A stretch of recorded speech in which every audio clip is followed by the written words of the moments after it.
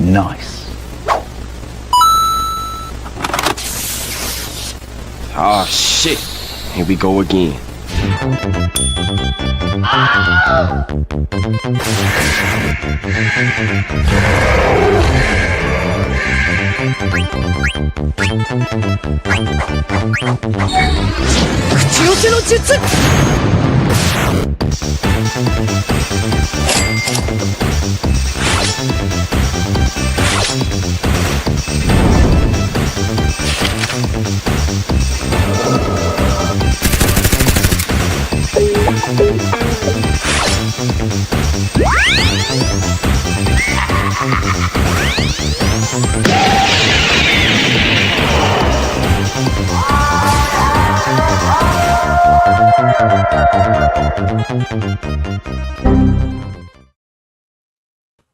Hey, what's up, everybody? Welcome to the Timeless Gamer Show, where our games and our bodies may grow out of date, but our gaming experiences will forever remain. It's gonna be timeless, and the show is now streaming live in Facebook, YouTube, and Twitch. And for all of our old episodes, you can still check them out by going to the YouTube channel, Timeless Gamer Show, or just by going to our official website, timelessgamers.com. Okay? Or if you just want to listen to us talk, that is fine. The audio version of the episodes are still available by going to your favorite platforms where you usually listen to your podcast. Alrighty, send us all of your messages, in uh, inferences, thoughts, requests, whatever, insults, death threats. Hey, why not? Timelessgamers.show@gmail.com. Timelessgamers.show@gmail.com. And we will like to take this opportunity to show our timeless appreciation to Bitmap Books and StreamYard for allowing us to be one of their official affiliates. And previously on the Timeless Gamer Show, we did discuss the long-awaited episode of the 4X video games suggested to us by Sir Joel. And speaking of which, Sir Joel will be coming in a little bit late, but that's fine. We got you covered for this episode. We are gonna talk about, hey, it's gonna be the Lego video games, and just like the 4X video games, the Lego video games has been suggested to us like years ago, but uh, you know, stuff happens, so been to the back burner a lot. Now's the time. We'll just do it. Why not? Introducing now to the panel. Oh, Sir Joel's here now. Yay! Let's go with Sir RV. Hello, guys. Yes, we're talking Legos. I specifically will be talking about Lego Soccer Mania.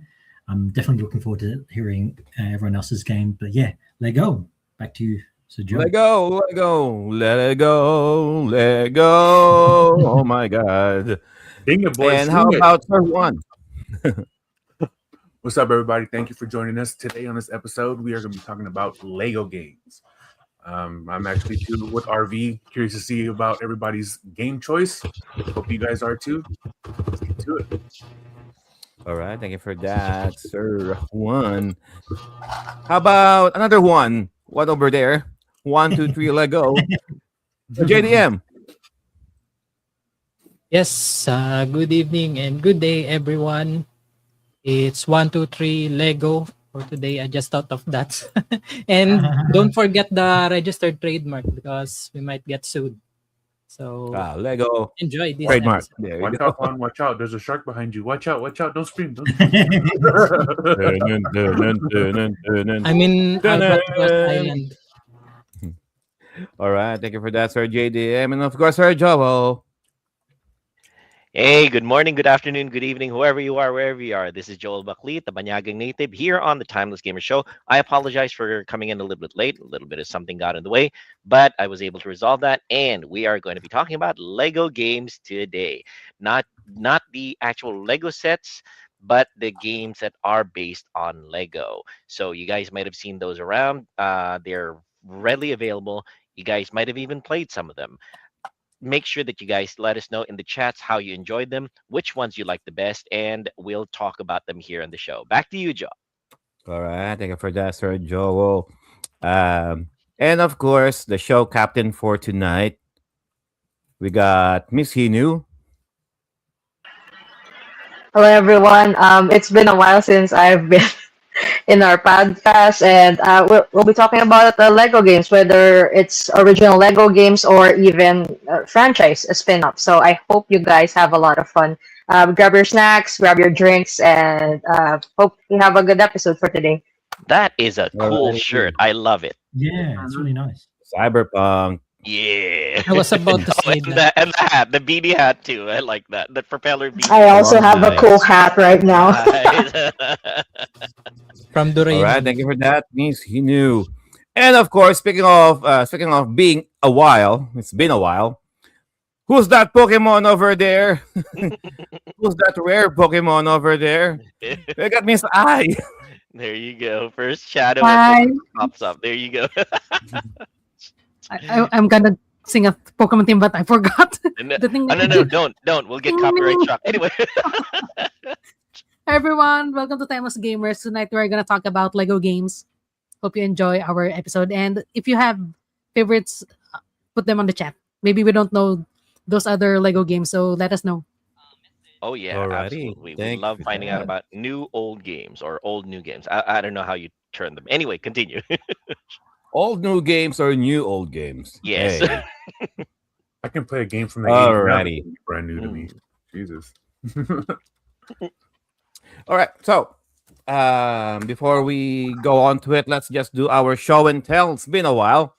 A lot of it's been a while for today's episode. We'll just do our show and tell. In this segment, we just show and brag the few stuffs that we were able to acquire for the last few weeks or so, whether it's video games, toys, books, comics, anything nerdy culture related. Okay, whether it's physical or digital, what have you. Alrighty. How about let's go with Miss Hinu? What you got for the class? Oh no, I have a lot. It's been a couple of weeks since I last appeared in the show, and let's just say I went ham with looking for games.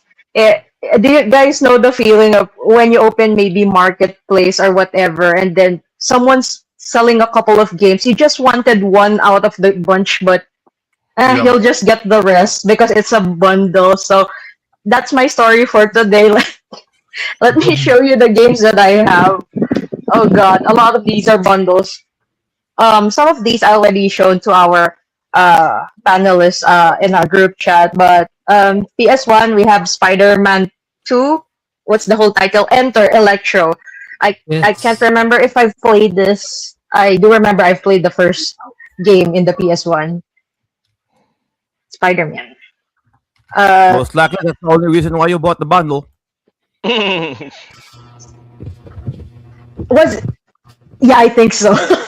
Next game, sadly, I've never played this game, and sadly, this copy is actually. There I you think go. I think there's something wrong with the CD. I'm gonna try and resurface it.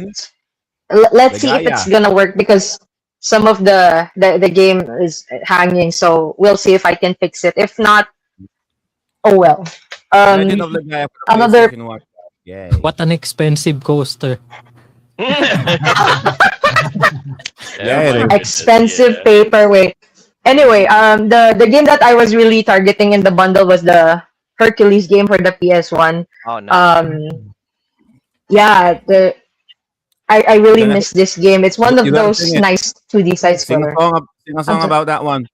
Sing a No, song about that one. no, I'm gonna walk out of this episode. No. Who put the glad in Gladiator? Hercules.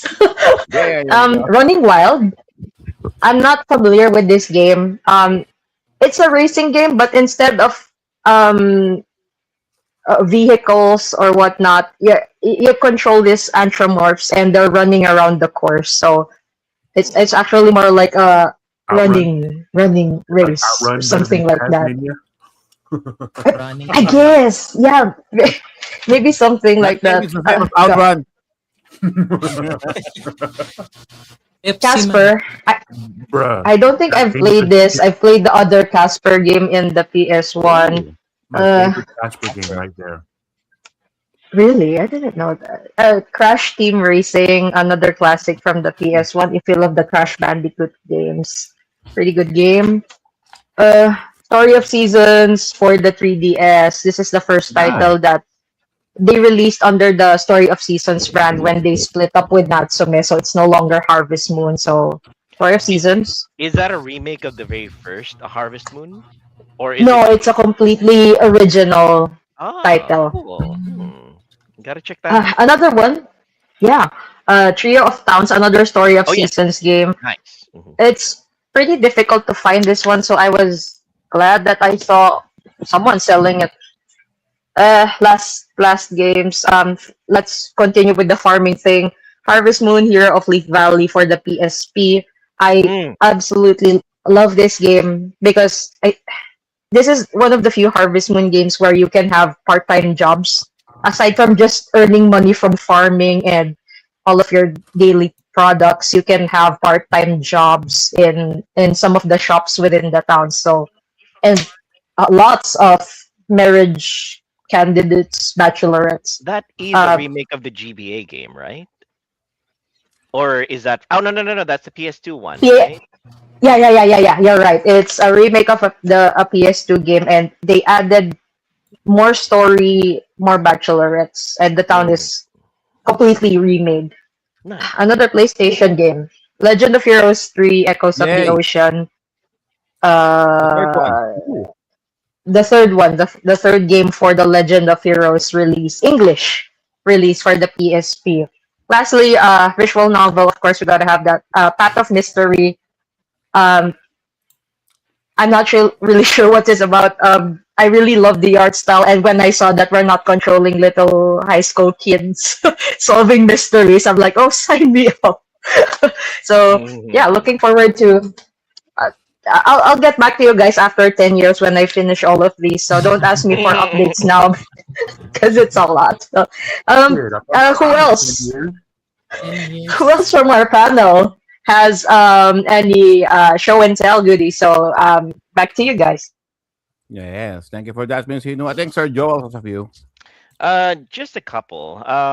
Recently, Woot has been doing their sales again, and I'm not sure if I've shown some of them, but so you guys are gonna have to forgive me on this.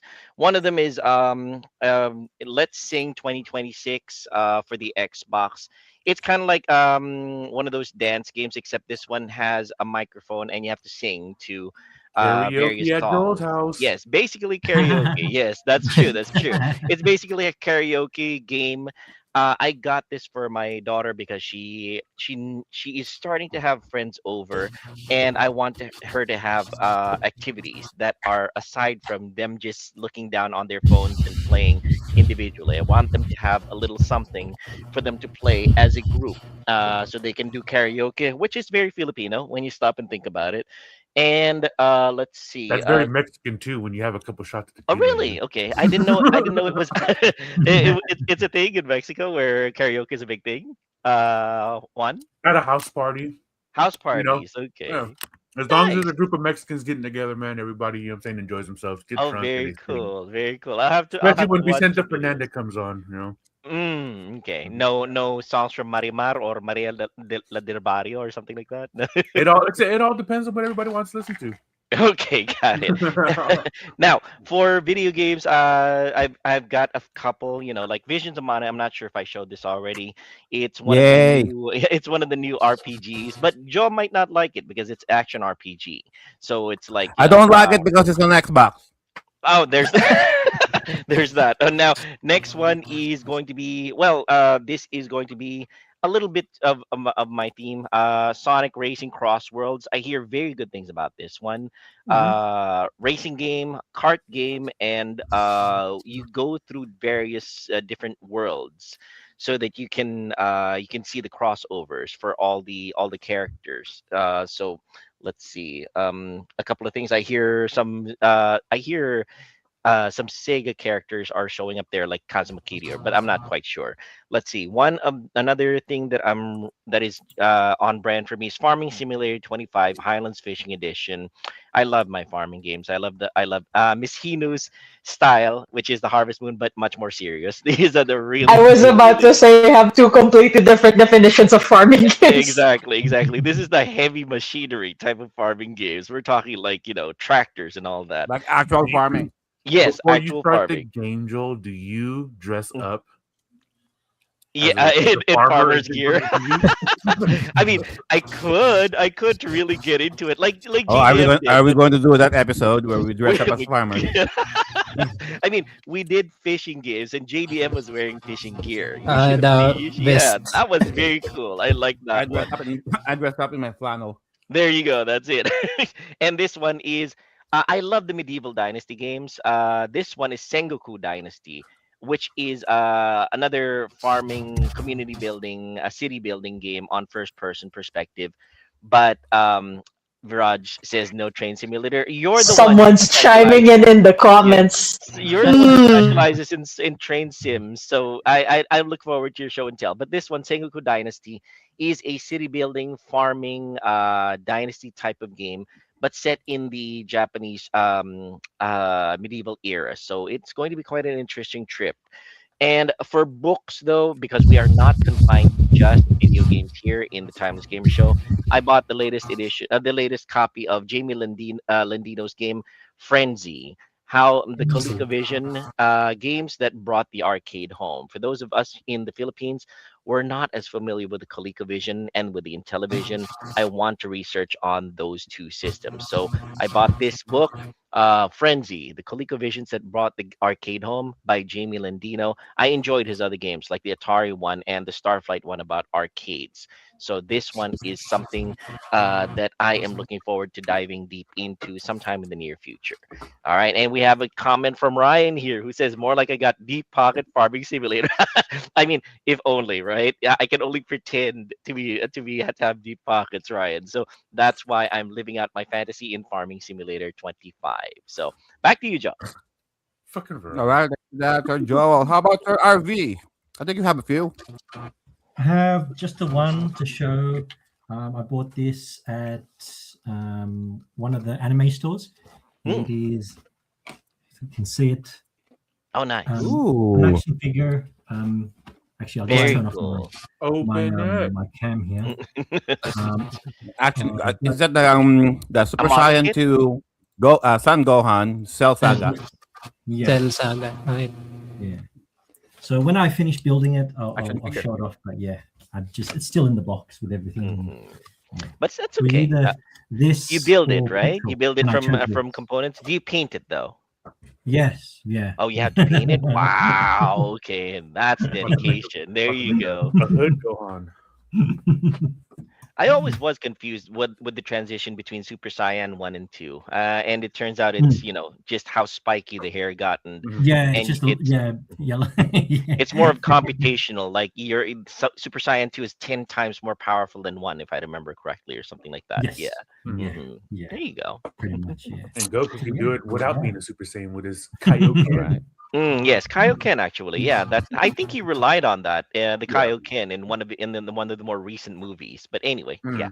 Yeah, Super. I mean, I remember Super 2. He went above and beyond, and he fucking cramped up. That shit was hilarious. All right. Anyone else for the show and tell, Sir JDM? Do you have any? I got nothing, but I bought some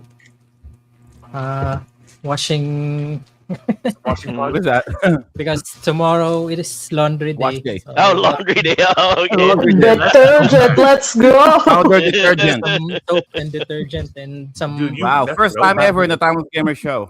Oh my goodness. We already had burgers. I'm, and do- now I'm we have doing the detergent. laundry simulator tomorrow. Oh no. Laundry Yeah, that's simulator. true. That's true. There is a new game called Laundromat Simulator, which I said, Hang on. I already played this in Arcade Paradise. Anyway, Arcade Paradise. Which brands are those? Let's pay One respect. with, oh one with my Ariel. It's Ariel. Ariel. Ariel. Ariel. Ariel. Ariel, Okay. We Ariel. have the, Downey. Okay. Downey. Yeah. All I right. saw. with the Um, 30% bonus. All right. Shameless plugs. This program has been brought to you by Ariel Powder Detergent and and Downy. Downy Fabric Conditioner. Hey, it would be great if we were sponsored by We're Downy. They attracting have some money. corporate sponsors. They have money. You're gonna have to Yeah, make that money. clip for Downey It's the and same. Ariel and push it. Mhm. All right. How about Miss I? Surely she has a few, at least one, for, I have for at least showing. So, at least 2, but they're digital. Digital is That's fine. okay. Digital is fine. We absolutely love our digital games as well. Well, my first show and tell is actually courtesy of Sir Joe. I don't have, of course, I don't have the physical to show Oh, for yeah, it, yeah. but Mhm. I have the. It's not Up, showing. yeah, there you I go. streamed Okay, this yeah, we game. can see it. Ah, Yeah, Mega the Man Mega Battle Network. Man Battle Network yeah. collection. Yes, the Legacy Collection Volume 1. Thank you, Sir Joe. I love this game because it's. I remember talking about this in our strategy games, I think. Mhm. And it's turn based, but also kind of action at the same time. I'm not sure how to describe it. That's But where you get to jack things, right? yes, that's it. You get jack into things. Yeah, the way that Miss Hinu puts it, it's so lewd. Anyway, Yeah. So that's my first You choice. like And the Jack, second one is finally the Sims 1 Legacy has been on sale at the Nice. lowest peso price I've found it, because in the past it's always around 600 pesos. Right now it's around 400 pesos. So I have saved enough for the sale price, and Mm. Wow. I couldn't wait for it to go lower. I really want the game already. Oh So I bought yeah. Sims 1. It Sims 1 and Sims 2 collections are such good investments because they're basically endless games. Yes. And I remember somebody in our Sims 4 group, somebody played the Sims 1 and they said, the Sims 1 game is so hard compared to the third and fourth. And like, skill issue. What? Yes, exactly. Skill issue. Sims 4 is so easy compared to the Sims 1. But then again, if you Wait. How is it gonna be difficult when you're playing God in the game? pretty much well, that's the thing. Sims 1 has much less features, but surprisingly is much more interactive if you ask me. When you Yeah. play Sims 1, it's so much fun. Yeah, really. True. Mhm. And those are my show and tell. Alright. Thank you again, Sir Joe. Nice. All right. How about you, Joe? Miss I? I got a few. I got the entire so far. I got the hang on. I got the entire Calvard arc of Legend of Heroes, Trails Through Daybreak. I got Nice. Daybreak 1, Mhm, and I got Daybreak 2, mhm. and of course Horizon. Yeah. So Trails Through Daybreak 1 and 2, and then Trails Beyond the Horizon. Mhm. That's the Calvard arc of the overarching story of Legend of Heroes, present day. And just to bring it home, for the sake of the choo choo man downstairs, right there at the chat, let's just show this. I don't think he knows about this. Nice. But Sega, for the Sega Master System, Nice. Fantasy Star, the first one, the first ever. I got it, and unfortunately, just a photocopy of the manual. Till this day, I still have yet to get my my Master System converter, so I can play it on my Mega Drive, because I have not yet tested this. These I tested with my PS5, and the collector's edition of these games. I believe Sir Joel is gonna smuggle those away. Yes. So, yeah. Oh my god, you got them? Insane, this them. guy. I got. Are you them. gonna get? What about Trails in the Sky? Are you gonna get the collector's edition for that too? You know what? Maybe it should be inside Bracer edition. it should be in the on the contraband box that Sergio Yeah, yeah, yeah. Yeah. I I understand. can't remember, but Yeah. most likely I did order that, but I'm not sure anymore.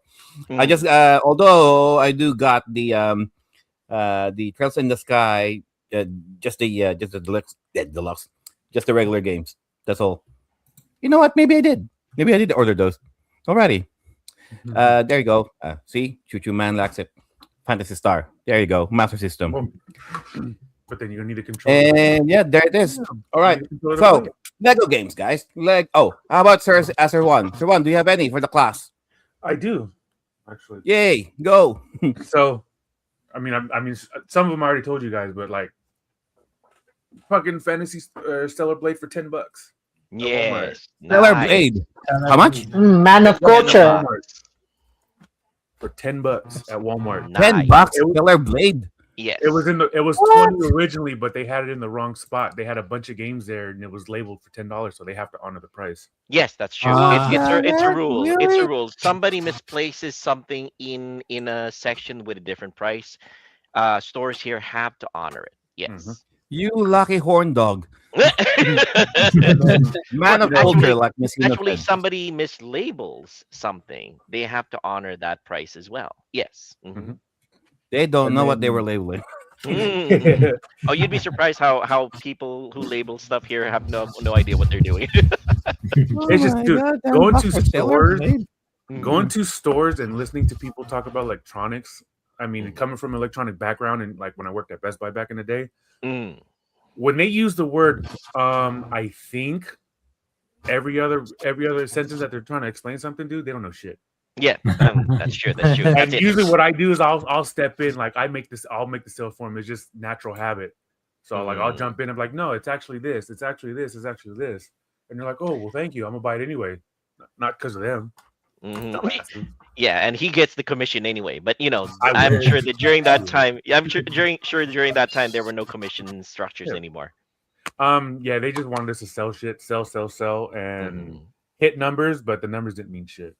Agreed. Yeah, If you didn't hit your numbers consistently, then that was their way of writing you up and wanting to fire you. pretty much. Yeah. Mhm. So- That's their way of building a paper trail so that anytime you really screw up, you're out of the door. Mm-hmm. That's why I'm no longer there. I didn't get fired. I dipped out. No, same. Yeah. So, and then to Joel's favorite website, There you go. Ooh. Sparking Wood Dragon from, Ball. from Wood. 15 Sparking Zero. Zero. Yes. dude, I was actually excited about this. And then, literally, when you're in the game and you're fighting, dude, all it is, it's the same character with just hella different variations. That's where you get the big character count. Ah, really? Okay. So, like, that sucks. 80 plus characters, but it's like, 180 characters, but you got like 12 different variations of Goku. Like, why? Okay. So it's like one of those 9999 Famicom cartridges. You think you're getting that many games, and it's just variations of the same. Yeah. And then also too, I mean, on Woot as well. Oh, nice. Okay. Jose Price is Final gave me Fantasy. shit because all my Final Fantasy Crisis games are on Core. PlayStation. And then I found this one at Walmart for 20. And Final Fantasy 16. All right. Mm. I haven't played yet. And then Viraj is gonna like, or not Viraj, RV's gonna like this one. Mm. WWE 2K26. This game, honestly, dude, on the reels is fucking legit. Like the mechanics, the movement, everything is a step up from 25, like a big step. And then I don't have it open yet because I haven't wanted to play it because I'm still playing Kingdom Hearts. But this is my next game I'm going to be playing. Requiem. Ooh, Resident Evil. Resident Evil Requiem. Nice. And for the last guy, this was off Woot 2. Ooh. Ugh. Oh, you went for it? Nice. Metal Gear Yeah, I Solid did. Delta Snake Eater. Which platform? PS5, but it's the PS5. collector. Yay. Ugh. Collector's Edition. It comes with all that crap. Nice. All that crap. Very cool. A lot Okay. of crap. Does it have a statue? Yes. Yes, it does. Nice. So the statue is at the beginning of the game when Snake loses his pat. Snake. Nice. So like nice, nice. it's just hanging. He's just like standing there trying to get it. Right. Oh wow, very cool. Once I decide I want to open it, I'll show it to you guys. Okay, sounds good. And Sounds then good. for that, this is also sponsored by Top Top Ramen. Ramen. Hey, if we get a Top sponsorship from Top Ramen, we're golden. Trust me. With But- so many ramen eaters in the world, yeah, we'd be golden. This isn't, All right. this is just more of a game that I want to throw out there. If you guys have the opportunity, I'll post it later. There's a game called Ill. I don't know if you guys seen it yet. Ill, Game's fucking okay. Ill. legit. It's PS5. Okay. It's a realistic first person horror game. First person Mm. horror game. Okay. Yes, but realistic. So like watching the trailer, dude, like literally, like you shoot their fucking arms off and they still chase you. There's like just they can walk up and pick up anything that's around them and try to kill your ass. Oh, It's legit. okay. Well, it sounds All like right. something that my wife is gonna do exactly to me because she absolutely hates horror films, and she'll just pick something up off the floor and beat me with it. Anyway. Not All right. Santa. Thank you for, all right. Thank you for that, Sir Juan. And this portion of the program is brought to you by Nissin Top Ramen. Yeah. Nissin Top Ramen. Mhm. All right. And of course, not because he showed us the collector's edition of Metal Gear Solid Delta Snake Eater. Sir Juan won this portion of the show and tell only because Yes. of the $10 Stellar Blade. Yes. He won the Okay. portion. He wins this round. There you go. He wins this round because of the Stellar Blade $10 $10 markup. All right, mark down. There you go. Mm. And all right, Lego games, guys. Lego games. I remember the time when Lego was, never that expensive. All right, even if you wanted to play like the actual Lego blocks, chances are, yeah, we won't be able to buy those. Yeah, you might take a second mortgage out of your house. Maybe get another second or a third job just to buy a Lego set. So what's the next best thing? Hey, why not just the video games? Okay, a little bit more interactivity. You know what? Enjoy the Lego block building, and of course a little bit more video game aspects of it. Alrighty. So we'll have Miss Hinu to lead us on this episode. May I suggest to Miss Hinu, we might as well go with Miss I first in terms of her game first. Yes. Sounds good. Go on ahead. All right. So when we were planning this episode, I think we had the discussion. Are we gonna just pick original Lego titles, or do we do like the franchise spin-offs? And I think so that we can Oh. cover the best of both worlds, we'll have a nice, we'll mix things up. So I think some of our panelists have original Lego titles, and the others have the franchise spin-offs. So yeah, let's begin. Miss I, what do you have for us for today? I actually have 3 games, but my main one is Lego Incredibles, as seen in the background. Nice. The other 2 are original Lego titles, and I'm not gonna go in depth with them because I think we run out of time. I just need the 2 to be heard at least, because the essence of Lego is building blocks, and apart from these franchises, we need to at least introduce these original Lego titles that, in essence, are brick building in its gameplay. I want the audience to learn about those 2 because I think they're not too famous compared to the Lego franchises. I mean, who have heard of Brick Tales or Builder's Journey, right?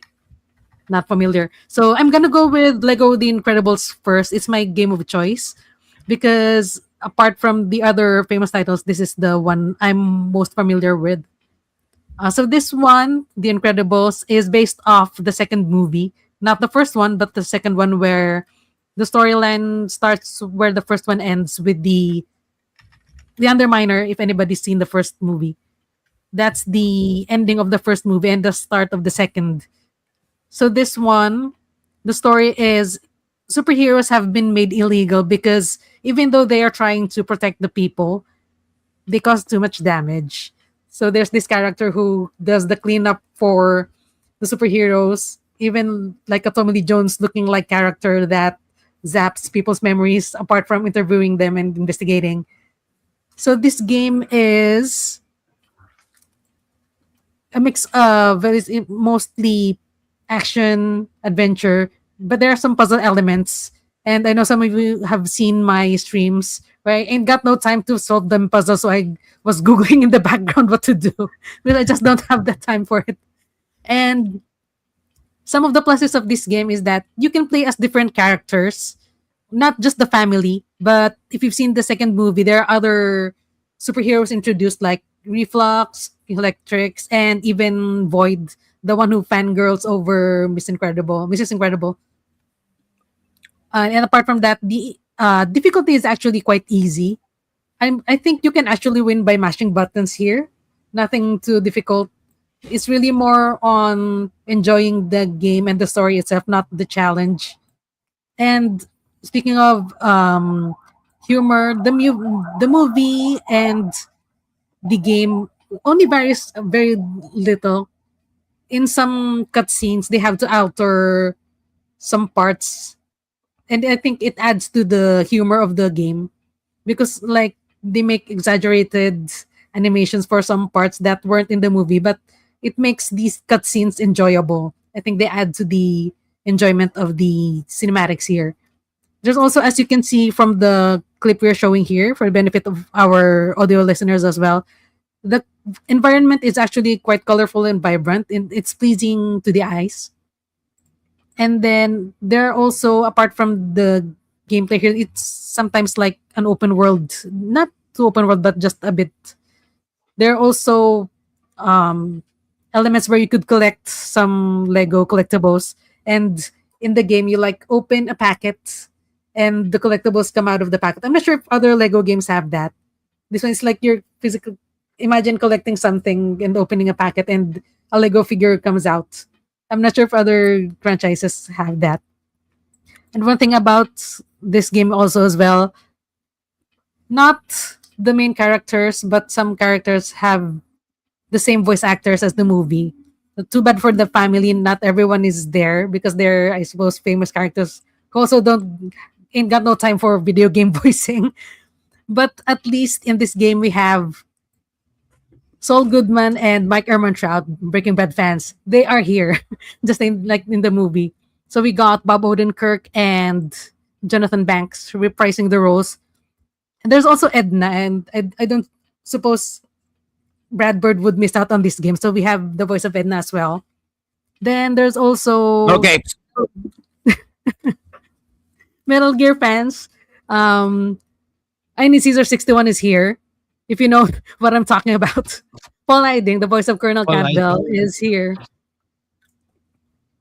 And again, I said earlier, this game is based on the second movie, right?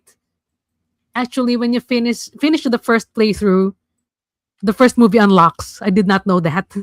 That's what I liked about this. I was wondering, why did this game start with the second movie? I'm not sure I follow their logic with just covering the second game. Then when I finished the first playthrough, whoa, it's like they're jumping back to the first movie.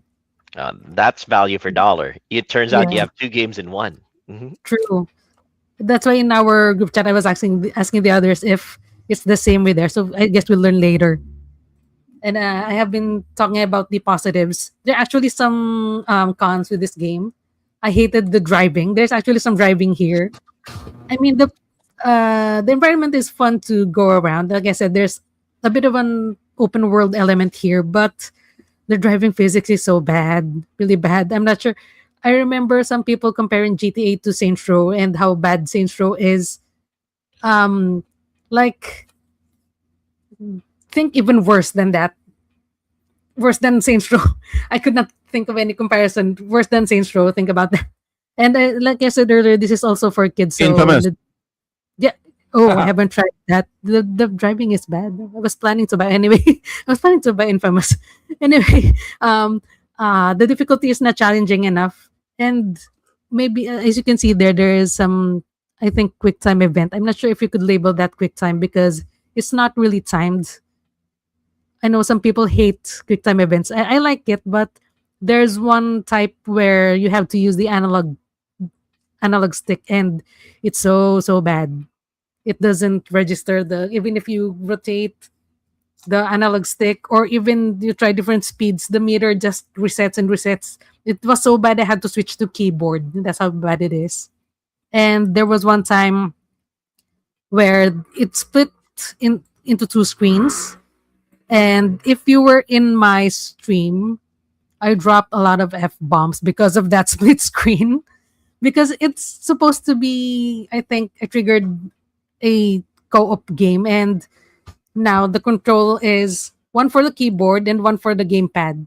And I was, because in this game, you to solve puzzles you can switch between characters. So I was switching between the keyboard and the gamepad, but the screen is split into two, and it just gets confusing. So I was Wait. Miss Eileen drops F bombs. Impossible. I don't believe that. I don't believe that at all. check out check out my YouTube. You can find the F bombs there. If it's still there. Yeah, even if I watch you actually do it, it'll just be buzz, in my ears to me. I won't hear it because I can't believe Miss Eileen would say it. But Right. anyway, continue. So let's all imagine Miss I throwing a lot of pirate swear words, but all we hear is just dolphin noises like SpongeBob does. Yes, exactly. Or maybe from the old cartoon, I forgot. Or maybe from Home Alone, one of the sticky bandits. Yeah, exactly. Or like those old time cars. Auga. Just like because it was so annoying. You couldn't get out of the split screen unless you restart the level or quit the game. And I was already halfway there, Mhm. and it was a boss fight. So toot! I could, and that's most of the game. And one major, I'm not sure if it's a major complaint, is that the game that is lasting for only a short while is taking up 15 GB of your hard drive. 15 GB is like, well, considering that hard drives are increasing in prices these days, I suppose 15 GB is already precious. So I'm not happy with the 15 GB taking up the space. And that's it for The Incredibles. All right. Well, what were your runner-up games, Miss I? Oh, my runner-up games are, there's this original title called Lego Brick Tales. Do I go over them now or later? Because there's two of them, but I'm gonna try and do both of them in under a minute.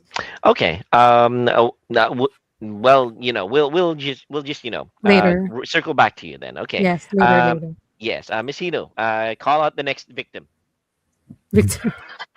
Victim, I will not be held liable for this. Sorry. This is Lego Master Builder. Okay, exactly. There you go. Mm-hmm. Why does it sound wrong coming from your mouth? Anyway, RV, I'll just follow what I'm seeing on the screen right now. RV, what Lego game do you have for us today? Go ahead. I chose Lego Soccer Mania. Nice. I have a short video that I could present Alright. just to give you everyone an idea what it's like. It's pretty much my gameplay that I used. So I'll Are just you the share my narrator? screen. Go ahead. Are you the Now, one narrator? moment. Are you the narrator in the video? I am. Yes, Alright, it's me. alright. It's me. Let me just pull up the volume so you can hear it. Hopefully, it's not too loud. So here we go. And you can add. I'll add to it later on. Have you ever imagined a soccer match but with Lego characters? In 2002, Lego did just that with Lego Wow. Soccer Mania. Released for the PS2, Windows PC, and Game Boy Advance, Lego Soccer Mania was developed by Silicon Dreams and published by Lego Interactive and EA. It came out during 2002, during that year's World Cup. However, because Lego did not have the official World Cup rights, the designers created a fictional Lego soccer tournament. So instead of Brazil versus Germany, you get the construction workers versus the lawbringers. Close enough. Controls are fairly simple, meaning anyone can jump in and have fun immediately, even your Lolo. Many real-world soccer rules are removed to keep the games fast and friendly. So, no offsides, no throw-ins, no free kicks, essentially no fouls. The whole field is surrounded by a bouncy wall, so the play never stops. Power-ups are spread on the field, ensuring chaos ensues. Explosive balls? Yes, please. A notable technical challenge when developing this game was animating LEGO minifigures in fast soccer actions. The developers found it hard to bend and twist the blocky figures because of LEGO's strict guidelines on minifig articulation. LEGO eventually allowed a modest 20% deformation rule for models to pull off realistic moves, a trick later used in the LEGO Star Wars game. There's a few modes here, but I'll be focusing on story mode for this review. I'll go ahead and create the Timeless Gamers team to start the story. Okay, that name is too long. Let's just put TGS All Stars. In story mode, you're chasing the Brickster, a guy who stole a trophy after you just won it. This is the same Brickster from LEGO Island and LEGO Island 2. As you progress, you can recruit players from other teams that you beat, so your squad slowly turns into the LEGO Avengers. Visually, it nails the LEGO minifigures look. It has cool theme arenas like castles, ice arenas, old western, all very charming. Additionally, each level has its own unique track, which is cool. As previously mentioned, the controls are simple but can sometimes feel clunky. There were times when I tried to pass to my teammate and it just went somewhere different. Maybe it's just me. It doesn't help when the opposition has the same color shirt as you, which was the first team in story mode. And TGS lost. This guy was so mad he was levitating. Don't worry, this loss will fuel us. Who doesn't love a good redemption arc? What really makes the game fun is power-ups, but keep in mind you're only allowed to have one at a time. Power-ups include speed boost, bombs, and the most OP power-up, the rocket. I would literally run around the field and search for this power-up. The amount of goals scored by the rocket is crazy. Bruh. I wanted to try multiplayer, but unfortunately I didn't have anyone to play with. I know. But generally, with any games, playing with friends does make the game more fun. Get a couple of your friends involved, and suddenly it's pure chaos. Goals flying in, tackles everywhere, friendships ending. So, is it any good? Well, if you're a hardcore football fan, go play FIFA or PES. But if you just want mindless fun with LEGO characters flying across the pitch, this delivers. There's enough in here to keep you entertained by yourself or with friends. Till next time, thanks for watching Timeless Gamers. Well done. I like that one. Well done video, RV. Thank you. Thank you. One thing I didn't mention in the video is if you get the same score, so like at the end of the match, if it's 0-0, it goes to sudden death. If it's still 0-0 at the end of sudden death, you go to penalty shootout. So yeah, that's how it works. That's the most realistic part. Yeah, that's really The shootout. I wasn't expecting that they'll have that. I'm surprised that you didn't interject Joe's figure when you mentioned exploding balls. But anyway, continue. Yes, please. That's a little bit of low hanging fruit. Yeah, I'm not gonna really? find No fruit is low hanging enough when it comes to that kind of thing. But anyway, yes. No ball is. Yes, that's true. Very true, Miss Hino. Very true. Okay, Just I like saying, don't Harvey's choice. Very nice choice. And yeah, soccer by itself isn't really as popular as it should be in Pinas. We're more of a basketball type of country. But yeah, the Not rest so of the much. world absolutely loves soccer or football as it's Sadly, we don't have big enough fields that's true. Yeah. for players to play at. That's why I'm so sad. Because I used to play it back in high school and college. So this game sounds perfect to me. And when you said that characters from the Lego Island are making cameos there, friggin' Nice. Brickster, that dude is back again. I want to play that. So thanks for sharing that, RB. Actually, this is the kind of game that Miss I would play. I would, because especially that Ted Lasso is gonna go back from hiatus, so it makes me want to play football games. I actually have FIFA here on my 3DS, just lying around. Well, and the nice thing about the FIFA games, I discovered this when I first booted it up, is you can do a computer versus computer match, and you can just watch them play against each other. Like, okay, that's cool. I might as well Okay, just can be you do watching a can you do that television there? show. Go make, After go RV? make your snacks, get your Keyboard drink. CPU. I didn't try. You probably could. No, I didn't try. Yeah. I'm sure you could, yeah. But yes, that was cool that you made the TGS team, and we lost. We lost, of course. Watching it though, like I mean, Who was pretty much the way levitating? they did it. It was cool. Sorry, It what was that reminded me one? No, because his video reminded me of NBA Streets, like how he was breaking it down. Oh, The same yeah, thing. okay. You beat a team in the streets, and you can recruit one of their players as your own. Mm. Cool, nice. Fighters. I mean, probably the closest thing in the Philippines that we have for actual football. Mhm, We do play kickball. mhm. A There's variation of also kickball. Yeah, we also have a modified version of Sipa, which is like you have a small ball that you have to kick against each other, but like Of course, a that's it. combination Like a hacky sack. football and volleyball. But yeah, Sepak takraw. Sepak takraw, yeah. that's it. Me as a Like over the kid, net, back of the net, over the net, back Okay. again. Mhm. Yes, see, Juan. me as a kid, like literally in school. I mean, we didn't have big field, so we used to like literally we use a fence. We'd go take like 30, 40 steps down the opposite direction and put our backpacks down. That was awesome. Straight street soccer. There you Or go. our favorite game, one goalie, we used to call it mete gol. Just get the goal. That's it. But it sounded better, and when you talk to all your Spanish friends. ¿Quieres jugar mete gol? Vámonos, güey. Question to Sir RV. In the Lego Soccer Mania, do you also build Lego structures, whatever, Not at all. No. It's, or it's, or just like plain soccer? That's it. But in Lego, it's just playing soccer. It's just, Lego people, that's it. it's like Oh, okay. Build a brick wall as they try to shoot. Yeah, Deny. yeah, something like that. Mm. Or construct their own goalie. yeah. That'd be Nothing cool. like that? No, sadly. Mm.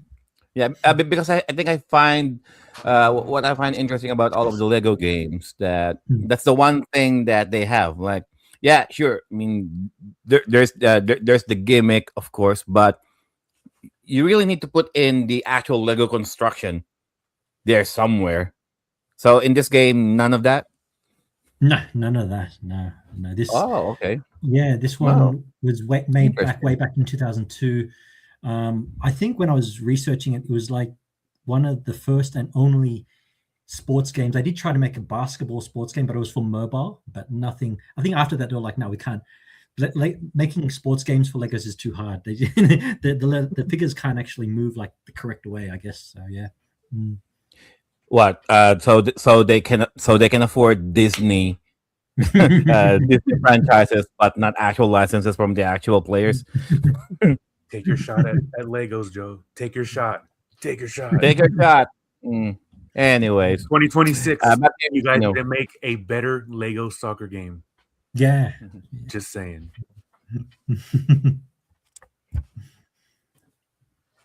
All right, back to you, Messina. Go. All right then. Next in our panel, so we have two Juans. Let's go with the Juan on the left. Juan with the glasses is what I meant. What do you have for us today? All right, and one took off his glasses. That's now. not fair, man.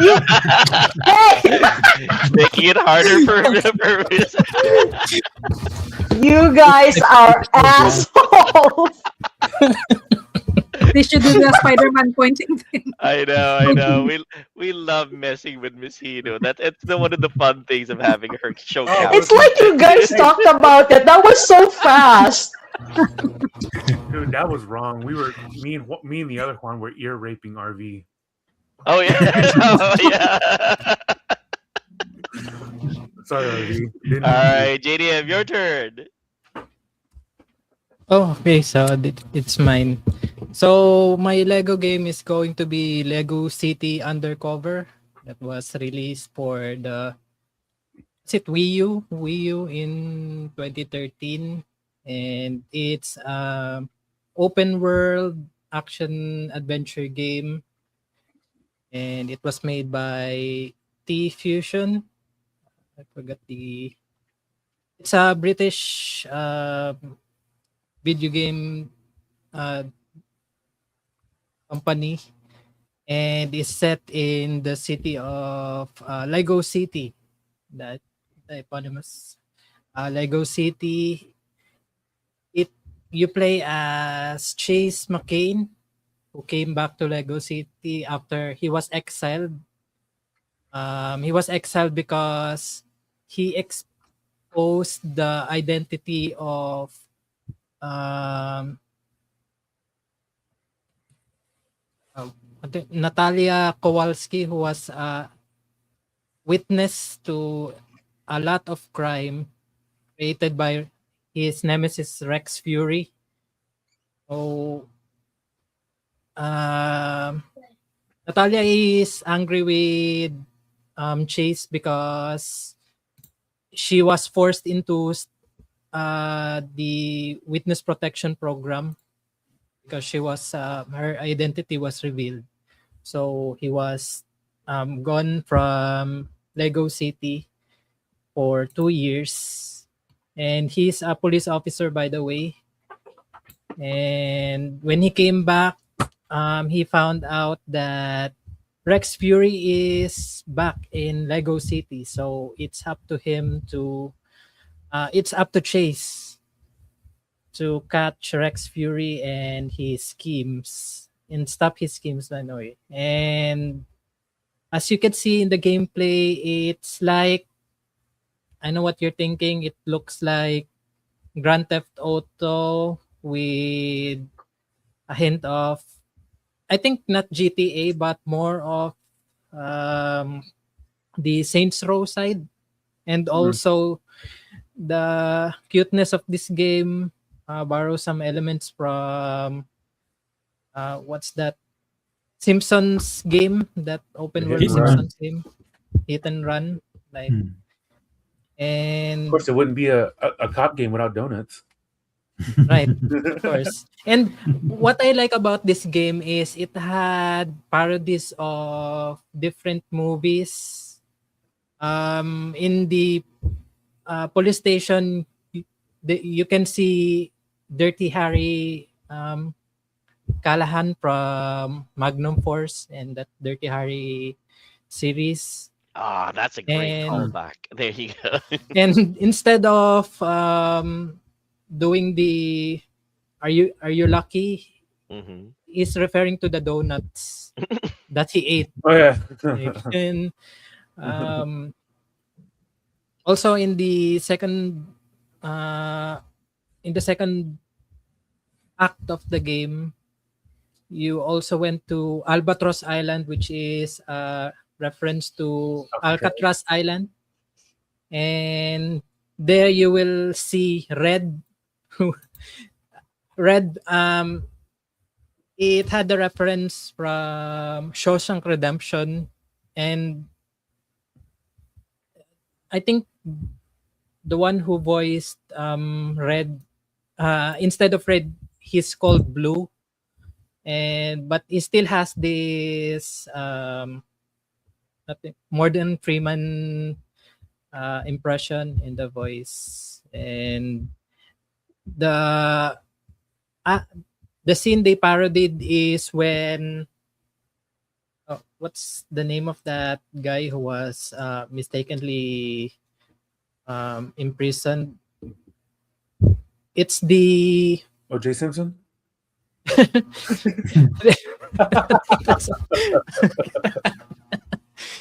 the one with the Andy.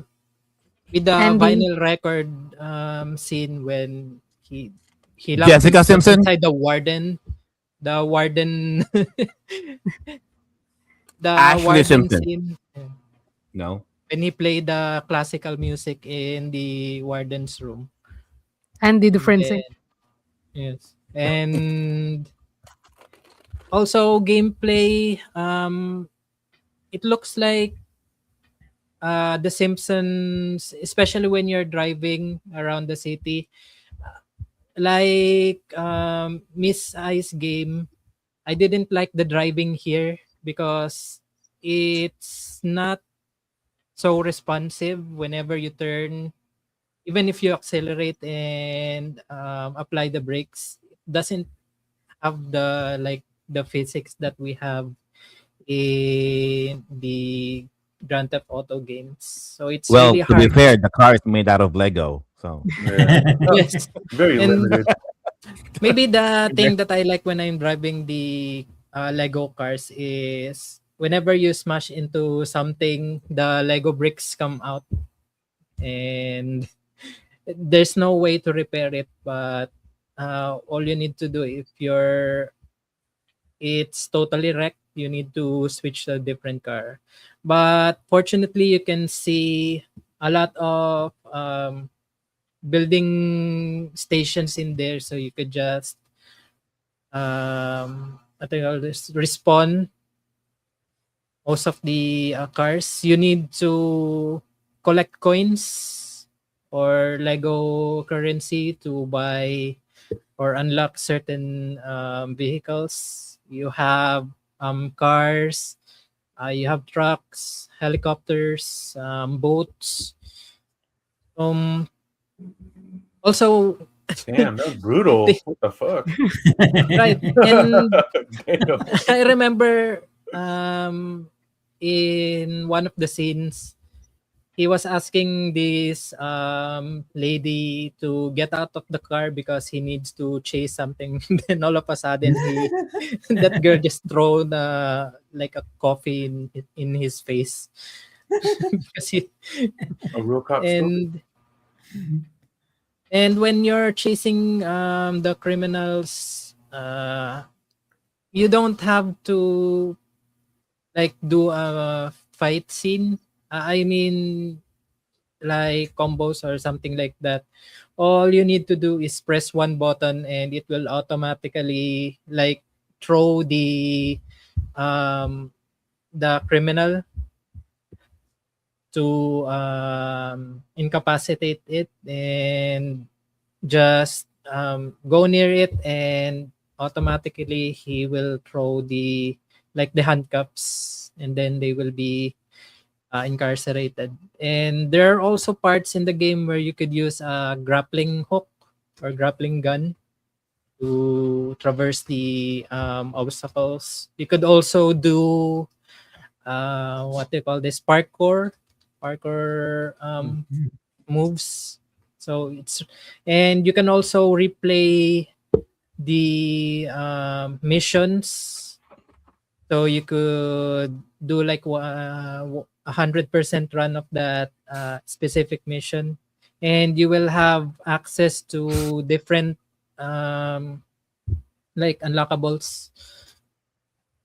And you could also change disguises, which helps you interact with some objects. For example, you can disguise yourself as a criminal, so you can open locked doors with crowbars, or use ropes to climb a specific obstacle.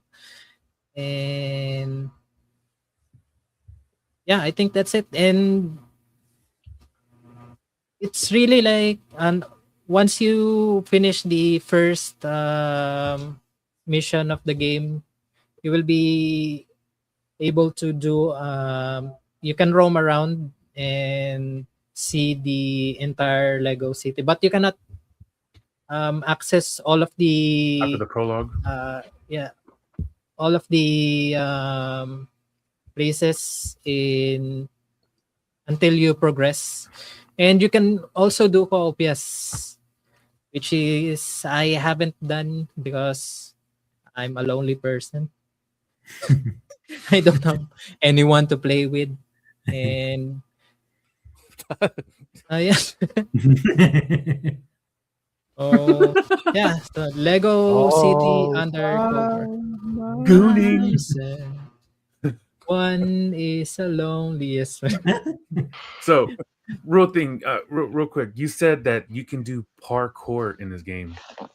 Yeah. Now, if you can do parkour, why can't they fucking make a Lego basketball? But you can do parkour. Just saying. There's no Can't Lego afford the, basketball. cannot afford the licenses and the names.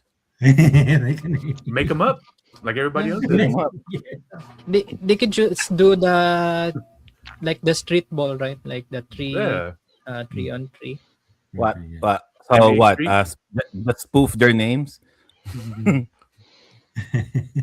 I mean, that'd be the easiest way to do it. Ain't got to worry about Like, getting licensed and instead of Michael spending extra Jordan, money. it's like Michael Borden. There you Something go. like But it's got to be Shark Lego Barkley. style. It's got to be Lego style though. I'd play that. or instead of Charles Barkley, it's Charles Meowly or something like that. Yowly. Meowly. The same, shit but if like they can that. do Uh, they can do parkour, they can do basketball. Bastards. A quick question from me. So if you're on your police car and then anything you hit, can you rebuild all of those or just or it's just blocks? Like for example, so we saw in the footage that okay, so you're controlling your police car, right? And you Hmm. guys said the car is very unresponsive, so most likely you'll end up banging Crashing. or hitting a lot of bystanders and a lot of other cars or street or lampposts or mailboxes. Like, do you get out of the car and rebuild those because No, No, that's- you damage and vandalism? now You don't want usually that. when it comes to Lego video games, when you break something, it just dissolves into a lot of bricks. Only Mm. certain ones that are designated as rebuildable or rebuilding, you Rebuildable. can build into something else. That's what you can Right. rebuild. Yeah. For, Mhm. for this game, you can't. That's what I thought at first, but when I get out, there's no option of rebuilding it Rebuilding with the them. block because Yeah. it will be gone. Like it will disintegrate. Then all you have to do is get a different car from someone, then go to the call-in point. Then that's where you respawn the cars that you have in your inventory, and you need a lot of currency to get some of those vehicles to get in, and then So kind of like GTA in that regard. Yeah. So can Right. you jack cars? Can you jack the cars? Yeah. Can you hide you know? Can you Can you help- carjack? Can you help your Yes, uncle jack off a and car? which is Can you jack really off? which Yeah, is help his really uncle jack off ironic the because car. you're a police officer. Then you have to Okay. because so police business, what you will know. yes what you will Just do show them the is badge. you just jump like in Just Cause. You will just Oh yeah, jump it's inside. just cause. Just And cause. then yeah, then you're It's free to in roam just cause around. you jump onto a car, somebody starts swearing at you in Tagalog. But anyway, you And then whenever Like this you part right here. like ride a car, Yeah. I jump over a car, a moving Mm. vehicle, he will do the surfing something, like he's doing the balance thing. Oh, okay, cool. Very just cause, yes. And what else? Whenever you try to bump to other Lego citizens in this game, just like in Hit and Run, Simpsons Hit and Mm. Run, they just stand right, like nothing's happened. Because Not like it's how in Driver, when you try to hit somebody in the Driver game, they just run out the way. yeah, Never hit them. they will either jump to the sides or get hit. Then after a few seconds, they will just stand right back up. Mhm. So, Just a flash wound. So by the way, I have a question there. What is that split screen? Because that was the one in The Incredibles I was dropping F bombs on. What is that? yeah, that's the co-op. What is that? Whenever You can play Oh, co-op. co-op. Right. Although Like, I'm not sure. Are you playing the same character co-op or No, they yes, that's the They look beauty the in same. this game, by the way. You could do whenever you go to the disguise thing, you could try to get a disguise from a different Lego character in Lego City. So for example, you can Um, you can play as Mayor Gleason or the chief, that guy. You can play as him as long as you have the disguise. And you can change it on the fly. Just hold the Y button or the triangle button if you're playing on the PlayStation. Just hold it, and there's going to be like a selection of who you would like to get a disguise of, and you're up. Right. There you go. So that's it. Lego City Undercover. Thank you for that, sir. JDM. This is the Wii U version, right? I'm not sure Yeah. if this is the Wii U version. I don't know. Sorry. The one that you played was the Wii U version. Was there any loading screens when you're moving back and forth on the maps? I'm Because I played it on the 3DS. It had the terrible loading time. I guess the 3DS is the prequel of this game, and I think that's where they tell the story of how before Chase got exiled, and I was playing the PC version because it was released in 2016, like 3 years. It's the remastered version of the Wii U, and I'm not sure it has the co-op mode, but for the PC, PS4, and the Switch, it has the co-op mode. And But there are still loading screens in the PC, but it's much faster. mm, And they show okay. you like building, Lego building, and you can if you're not patient enough, you can just turn the analog stick and view the model. You can turn it Ah, left to right. I, I You can. did love playing that game because if I compare it to the PlayStation 1 Lego Island, that's the difference. On the PS1, you're just playing on an island. You're just a pizza delivery boy. But then here in Lego City, you're literally in an open world city, and you get to do a lot of stuff, just like GTA or maybe Simpsons Hit and Run. So I never knew that there was a sequel like this one. So one more. Oh my God! One more game for the backlog. By the way, the prequel Lego City Underground for the 3DS and Wii U no longer exists because eShop, Digital. yeah, at least for the digital. But if you have played the game and downloaded it on your 3DS, it's better to like leave it in there. All Where right. else are you gonna put it? Ah. Well, there's some people think they want to delete the game for more space, and then later on realize that they can't get it back. Yeah. It Nah. happens. Yeah. So that's It why every happened. time when I got my 3DS, I try to max out the memory hmm as much as I could. Right. And then once he fills it up, he buys a new 3DS, which is about $350 nowadays per shop. He can afford it. He can Oh afford it. my He God! can handle it. Stop.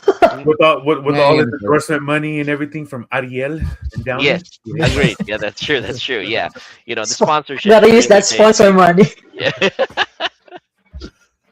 All right. Thank you for that, Anyway, sir. Yeah. Go, Miss Inu. moving along. Moving along. So let's go on to the other Juan who pulled up that little stunt earlier, you asshole.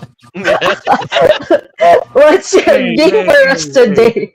We have to have fun. Come Yes. Mhm. Okay, Yeah. What is life without? fine. At my expense, Oh fine. yeah. hmm Oh, Yeah. yeah. Oh yeah. Absolutely. on. All right, so for my game of choice, I'm gonna be talking about. I mean, there was very many that I wanted to pick. I mean, you got Star Wars, Batman, Harry Potter, etc. But I wanted to play something that I haven't played, and in 2024, Lego Horizon Adventures was released. So it's pretty much retelling the story of the first Horizon game, but a lot more friendlier, so more, that kids can play and enjoy and somewhat understand. I haven't gotten too deep into it, but what I've played so far, I mean, it's touching up on, Aloy trying to find who she is, who her mom is, and stuff like that. This game is also co-op. So once you get to a point, you'll be able to get an extra player. So one of her sidekicks, Varal, but you can't use them at the same time. You can either swap, or unless you're playing with somebody, you can have them both. But as you can see, like in the video, what I'm saying, it's the same thing as you're doing in the game. I mean, it's not as open world as the game is. It's very like top down. So essentially, I mean, you're going in, you're trying to defeat, all the machines that come at you, all the, what they're called, Karja. They're trying to go in. They came into the main city and kidnapped a bunch of people. So right now, what I'm doing is I'm going in and I'm trying to save them all. Let's see what else. Like I said, I really haven't played much because, like I said, I had a busy week. But so far from what I've seen, I mean, it's on point for how the original game, was telling the story. But in the Lego version, you get a lot more comedy. They're joking a lot. They're not really, that serious. Like, that right there, she a good, marksman shooter, what I'm saying, and then turned around, she was over here missing. So the guy that was her acting father, what I'm saying, rotated her to shoot, to hit on point. What I'm saying? There's more funny dialogue behind it. But as of, like I said, right now, what I got, like I said, I mean, I'm starting to rebuild the main town. You have to go through each level, and collect the golden bricks, and the more levels you do, the more stuff you can rebuild in the city to bring it back to its glory. It also has a bunch of stuff. What is it from Lego Underground? Like, character skins and stuff like that. What is it? The Lego Ninjutsu, if I'm not mistaken. Did I said it right? Ninjago. Ninjago. Mhm. And there's just a bunch of just random just Lego skins that you can do. And I mean, they did skins too from the game, trying to think what else. I'm mixing softball and Lego Horizon together right now. But I mean, as from what I played so far, though, like I said, I mean, it's on point with the game, when it comes to, areas, what they talk about, explaining stuff and getting stuff going, how she gets her focus and stuff like that, and her trying to find her mom and realizing that her birth mother looks exactly like her, and she's just intrigued on want to, figure out who she is.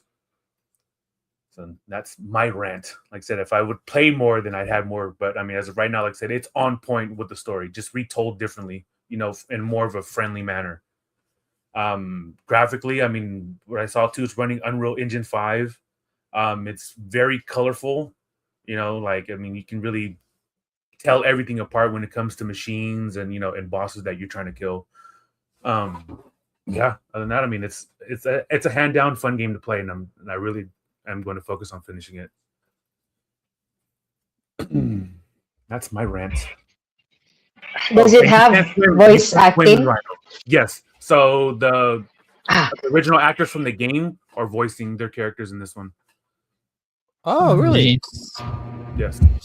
So I mean, it's still made by What about- Guerrilla, and they're European company. What is this? What's it called? Sobo? Ubisoft? Or no, Studio Gobo. Ah. And what about the soundtrack? So they got the original voice actors. The soundtrack, is it using a different soundtrack from the game? I didn't even pay attention to the music to it. I'll have to get back to you on that one. Oh, that's weird. Our music and sound Music guy, guy? what? Yeah, Didn't well, I pay mean, attention Music to guy could care less sound about the and music on this game. Like trying to play, and then like I got other things going on. Like just I was trying to focus on playing and getting stuff to talk about for our episode. But I will let you guys know. Quick question from me. No. I haven't really played the actual Horizon games, but for what I can remember with the gameplay and the trailers, were the actual mechanical monsters, dinosaurs, kind of hybrid. Do they look like somewhat remotely the same in Lego form, or do they No, even look a lot more more weirder than usual? more detail, like literally like from the Lego game to the actual Horizon game, that it's a big difference. I mean, obviously because it's Lego, but in the Yeah. Horizon game, like literally, like the detail to all the monsters are just fucking phenomenal. Yeah, because in the Horizon games, they look like Zoids to me in Mm. terms of design. Mhm. Zoids like. It's just, I mean, what Am I the playing only the one who game, thinks that way? I was more focused No, on. I agree. I mean, if thinking about it that way, yes, but like it's crazy. Like I said, to play the game and when you're like up close and personal with them fucking things, dude, it's crazy Right. because it's more fast paced than what it is in Lego. Like I mean, Lego, I mean, you can determine where they're going to attack and where they're going to go and how they're going to move, and it's easy. It's not as difficult to fight them. Like literally, you shoot arrows at them at their weak points, and it highlights the weak points, and then you go from there. From the game, you got to strategize depending on what monster you're going to do. Like those, like the sabers right there. Like literally, I mean, in the game, they shoot fucking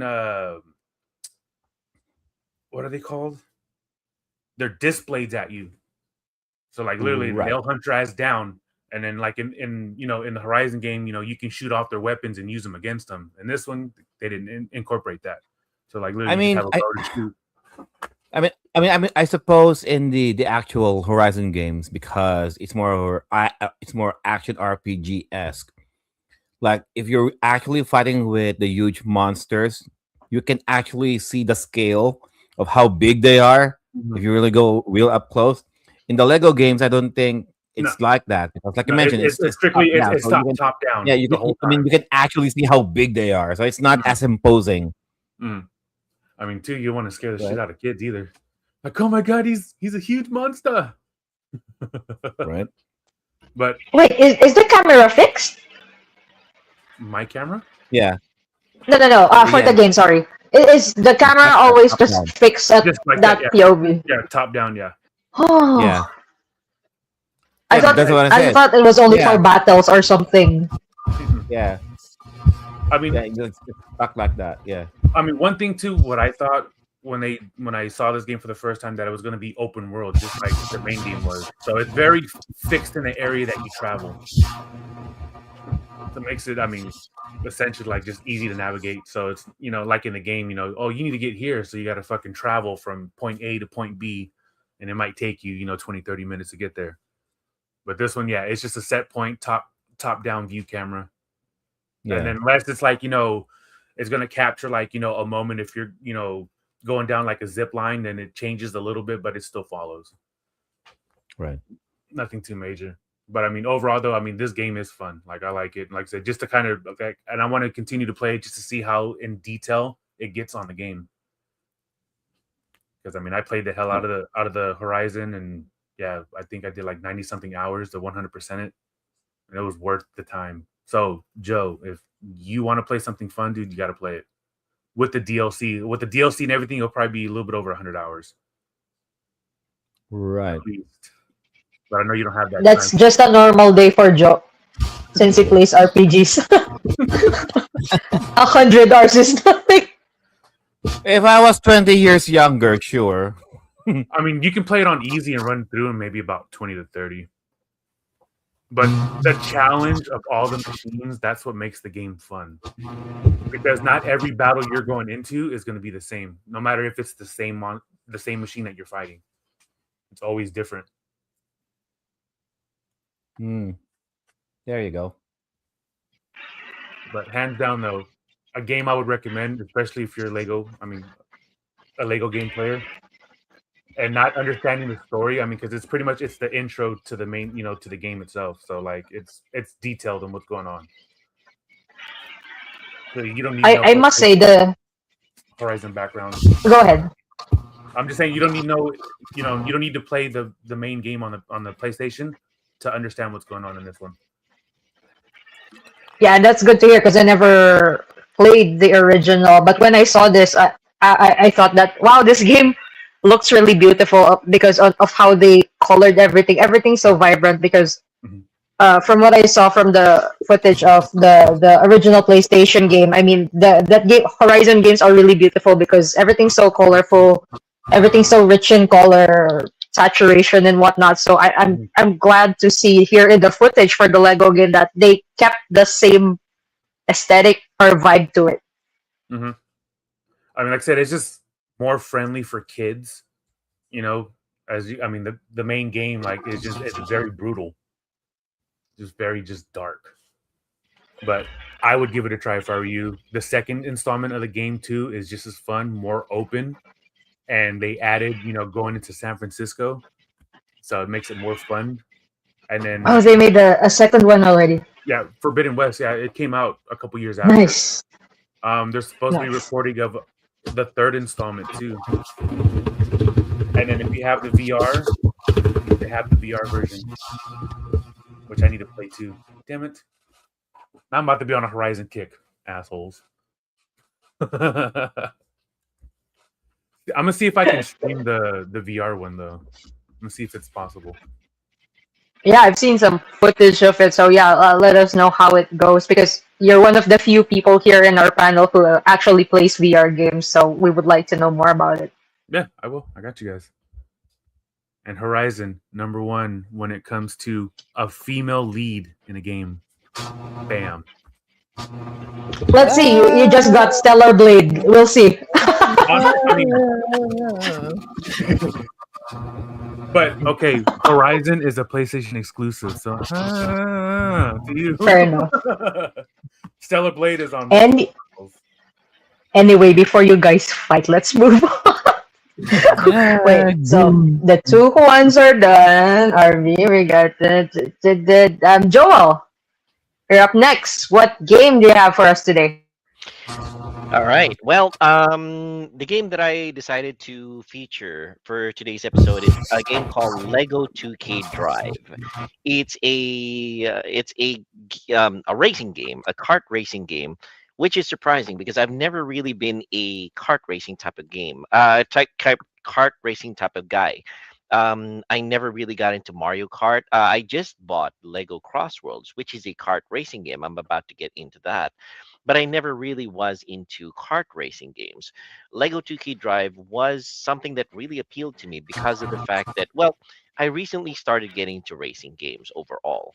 But Lego 2K Drive was presented so vibrantly, so colorfully, that I just had to give it a try. And I have to say, the driving mechanics on this felt very, very natural.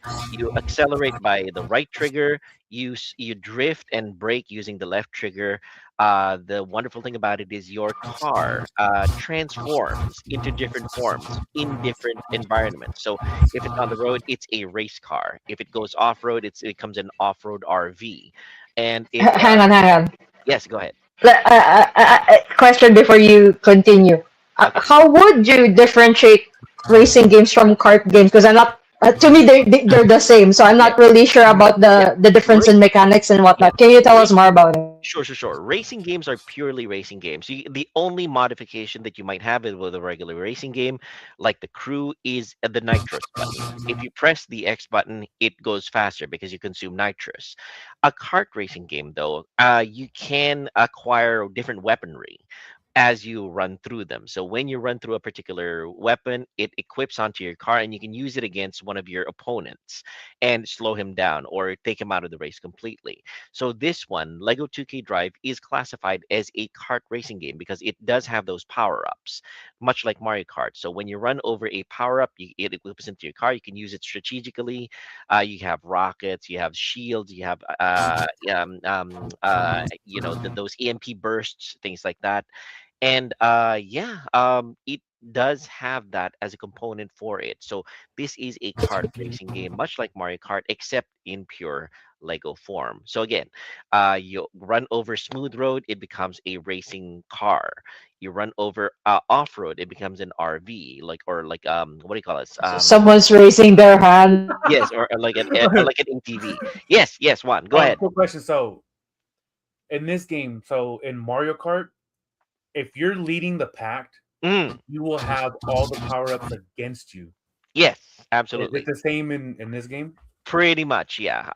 The And what's idea the here worst is of that them? yes, whoever is leading the pack, everybody's gunning for you. So And yeah, although you like in can Mario still Kart, aim. so like in Yes, Mario Kart, so they have it's a blue shell. yes. So when you get the blue shell, if you're in the back of the pack and they throw it, it goes to the leader Yep. automatically. What do they Yes. have in this game that will take Oh, out this those? one still does have a particular rocket that you can use against the leader. But generally, the nice thing about it is you can aim against the closest guy to you. Mhm. So it does not have a particular one that well, it does it does have the homing rocket, yes. Okay. But it does not have it doesn't exclusively have that one thing that is pure actually no. The homing rocket does go against the leader of the pack, but you can aim against anybody else who is close to you in the game. Okay. So the one that's closest to you, the one that's a little bit further off, you can aim. It's a little frenetic, it's a little hard to aim, especially in high speed chases, but yes, you can use multiple weapons against multiple And now, is people. there Mhm. anything to help you in the defense aspect of it?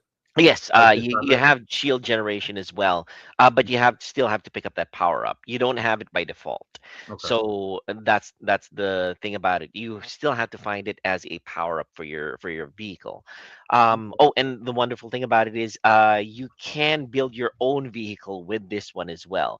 You can go into a garage, powered by monkeys, grease monkeys, of course, and they can you can build a custom vehicle for yourself. You can build a road vehicle, you can build an off-road vehicle, you can build a water vehicle that you can use. And it's typical racing game where you go in different stages and you go into different in different world cups, and of course your final objective is the cup in the sky, which you battle to try to get to at the very end of it.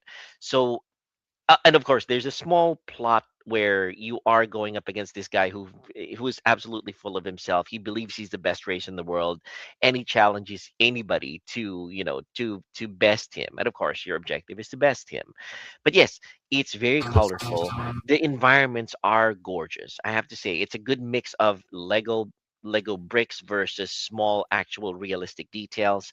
You have challenges where you have to smash through various objects, and timed races as well, which is a very cool aspect. I like timed races where you have to beat your own score in terms of time.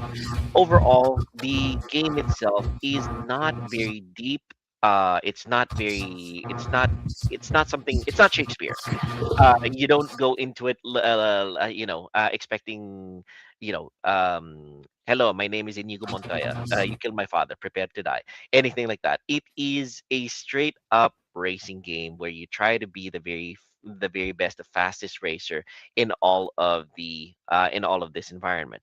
uh much like JDM's choice, you when you ram into something, it explodes into bricks. You don't necessarily have to rebuild them if you don't want to. It's not as nightmarish as Joe's OCD will make it out to be, because of the fact that I know when Joe's OCD will not allow him to leave a stud uncollected. He doesn't have to do that with this game, unlike other Lego games. Other Lego games, one of the objectives is you have to collect every single brick, every single stud, every single special part. You don't have to do that with this one. It's straight up racing. It's straight up kart racing, and to be perfectly honest, it performs really smoothly, and it's been given out as a free game in a lot of different platforms like Epic Games, like Amazon, and if I remember correctly, it became a free game on Microsoft Game Pass and on uh, Sony PlayStation Plus. So you can still find this for cheap in a lot of different places. It's sold relatively well, not a blockbuster type of game, but it is readily accessible still to racing, kart racing, and Lego aficionados. So if you guys are looking for a fun, colorful very detailed, very vibrant Lego type of game. And if you're at all interested in building your own car and racing that car, Lego 2K Drive is the game to play. All right, that is my game. Yes, Missino. Can you tell us more about, since you mentioned customization, is it Hmm. too detailed? Is it intimidating for someone who doesn't know anything about building cars or what cars are supposed to look like in general? Well, there are pre-made builds where you can just have it there and then just customize it according to your needs. You can build it from scratch if you want. You can have a basic frame and then just put on whatever you like. You can build a monstrosity of a car if you wanted to, and you can still drive it. But yes, there are pre-built ones that you can just customize to your wants. You can just paint it. You can just add additional spoilers to it. You can change the tires and everything. Yes, it doesn't get overwhelming. It only customizes as much as you want to. So if you really didn't want to customize it at all, you can just go stock and it's perfectly fine and functional. Yes. Joe, go ahead. It kind of reminds me. So the customization kind of reminds me of the Tamiya cars in Yakuza. Yes. Oh yeah, yeah. That's true. Pocket So Circuit like Rider. Yes. pocket circuits. So like with Miss Hino mentioned earlier.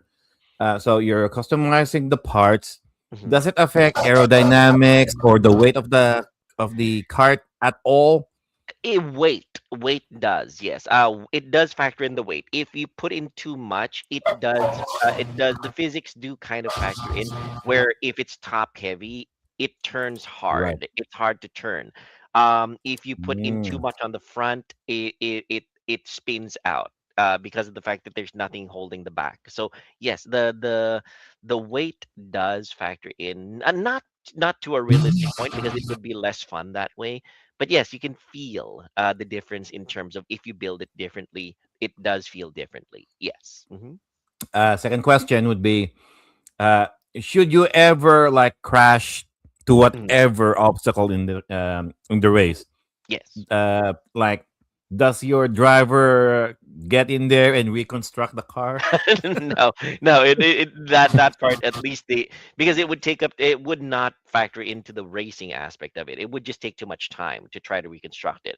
So it's solid as it is as a car. Ah, And so the yeah, construction of it comes with the customization. yes, basically the Uh, presumption is that you're okay. when you build it to race, you're well not gluing it, but you're making it semi-permanent so it doesn't come apart when you smash against something. So that So yeah, means Right. your car is held up by the craggle. pretty The much, yeah. Craggle. Yes. Yes.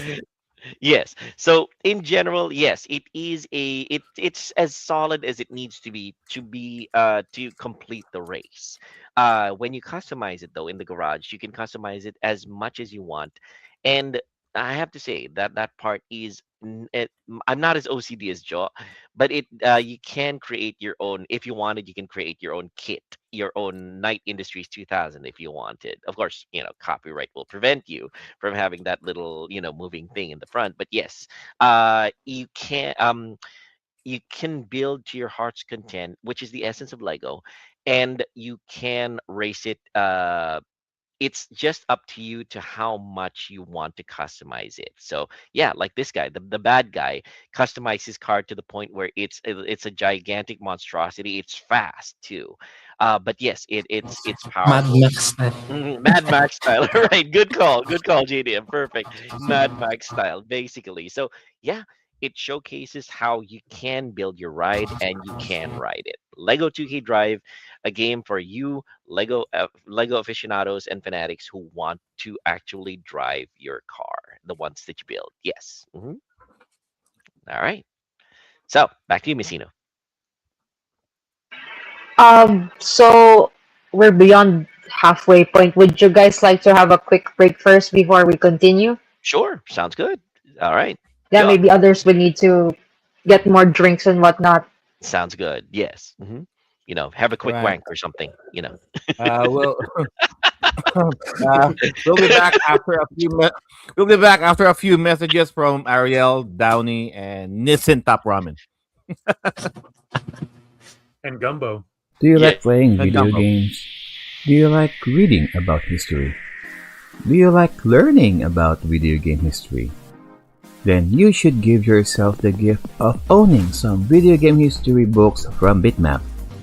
Since 2014, Bitmap Books have published numerous colorful and well-detailed hardbound books about video games ranging from the different video game consoles of old and the various video game genres that will surely pique the interest of its core fan base.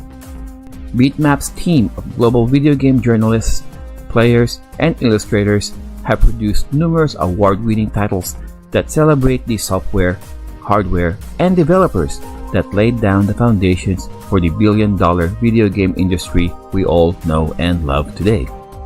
International shipping is also available with careful and considerate packaging from Bitmap Books. If you don't want to take my word for it, then you can believe the people, almost 10,000 satisfied customers who submitted their glowing written reviews and video reviews after receiving their books from Bitmap. By ordering your first Bitmap book using our link, you will also be supporting the Timeless Gamers Show in spreading our love of video games and their rich history.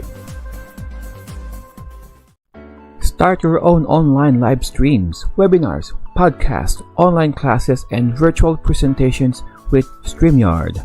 By using StreamYard's user-friendly interface, you can also do simultaneous multi-streaming if you have accounts to Facebook, YouTube, Twitch, and other platforms. If live streaming is not your style, video and audio recordings are also available, especially with those who have variable and inconsistent internet connections. The finished output will still come out as clear and well articulated exactly as you originally intended. You can also customize the appearance of your presentation, like green screen effects, facial touch-ups to smoothen out those facial blemishes, multiple cameras for multiple guests joining in the discussion, your own wallpaper on the background, adding your own logo as a watermark, sharing videos from your own computer or other website for added visual aids with or without audio, uploading your own background music if you wish to set the mood when talking, and lots more. Before you can enjoy all of the wonderful full features of StreamYard, you can start with a 14-day free trial by using our link. Not only that you are supporting the Timeless Gamer Show, but you can see it for yourself how easy it is using StreamYard. Alright, thank you for that, StreamYard and Bitmap Books. And we are talking about the Lego video games, guys. So, who's next, Miss Hinyu? You. I'm gonna go next for my Lego game, and then we'll have Joas last for the main segment of our showcase. So, the game that I've picked, it was a toss-up between Lego Harry Potter or Lego Lord of the Rings. So I just went with Harry Potter since didn't have time to play Lord of the Rings. So The inferior PS4. fantasy series. Oh, okay, fine. Nah, shut up. This portion of the show is brought to you by Harry Potter. Watch it at HBO Max. Okay. Are we being Okay. paid for this? No. No, my 3DS is broken, so I can't really play Lord of the Rings. So I went Oh, with PS4. Fine. Um, Excuses. Okay. Anyway. So this is actually a collection. It's two games. It says here Lego Harry Potter years 1 to 4, and then Lego Harry Potter years 5 to 7. So I believe these games were really, I think the earliest was PS2. If not PS2, maybe DS or 3DS. And this is one big compilation. So to those who haven't played any of the Lego Harry Potter games, I believe this is very cheap right now. It came out in Switch, PlayStation, Xbox, PC, and whatnot. So, Lego Harry Potter, you basically play as the characters that you see in the movie. I think this is more movie based versus books based.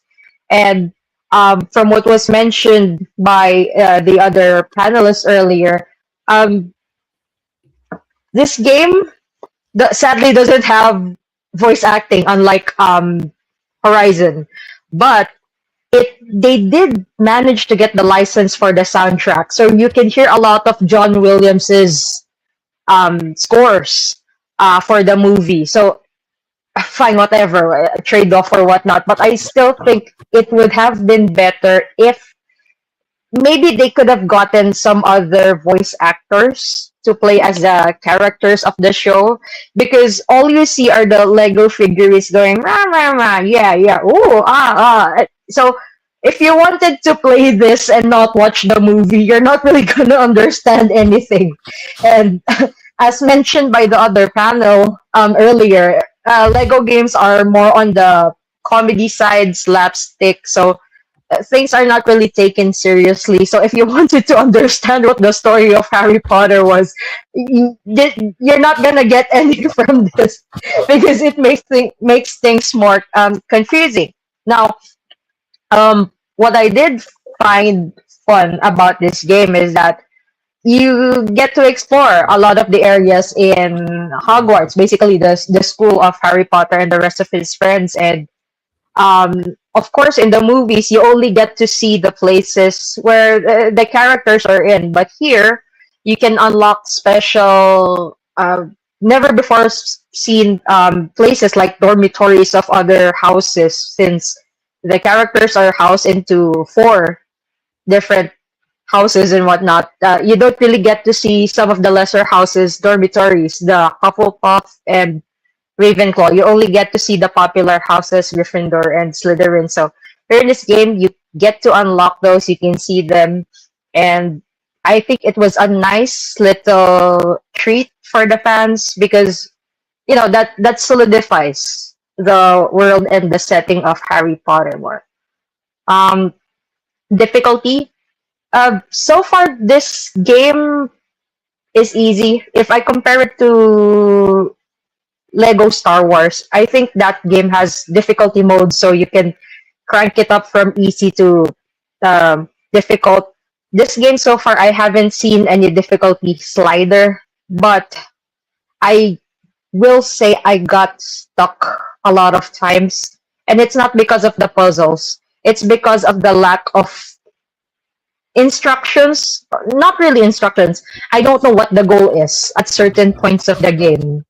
You get stuck in this big room with a boss, but it doesn't necessarily maybe hint you what you need to do in order to deal some damage with the boss.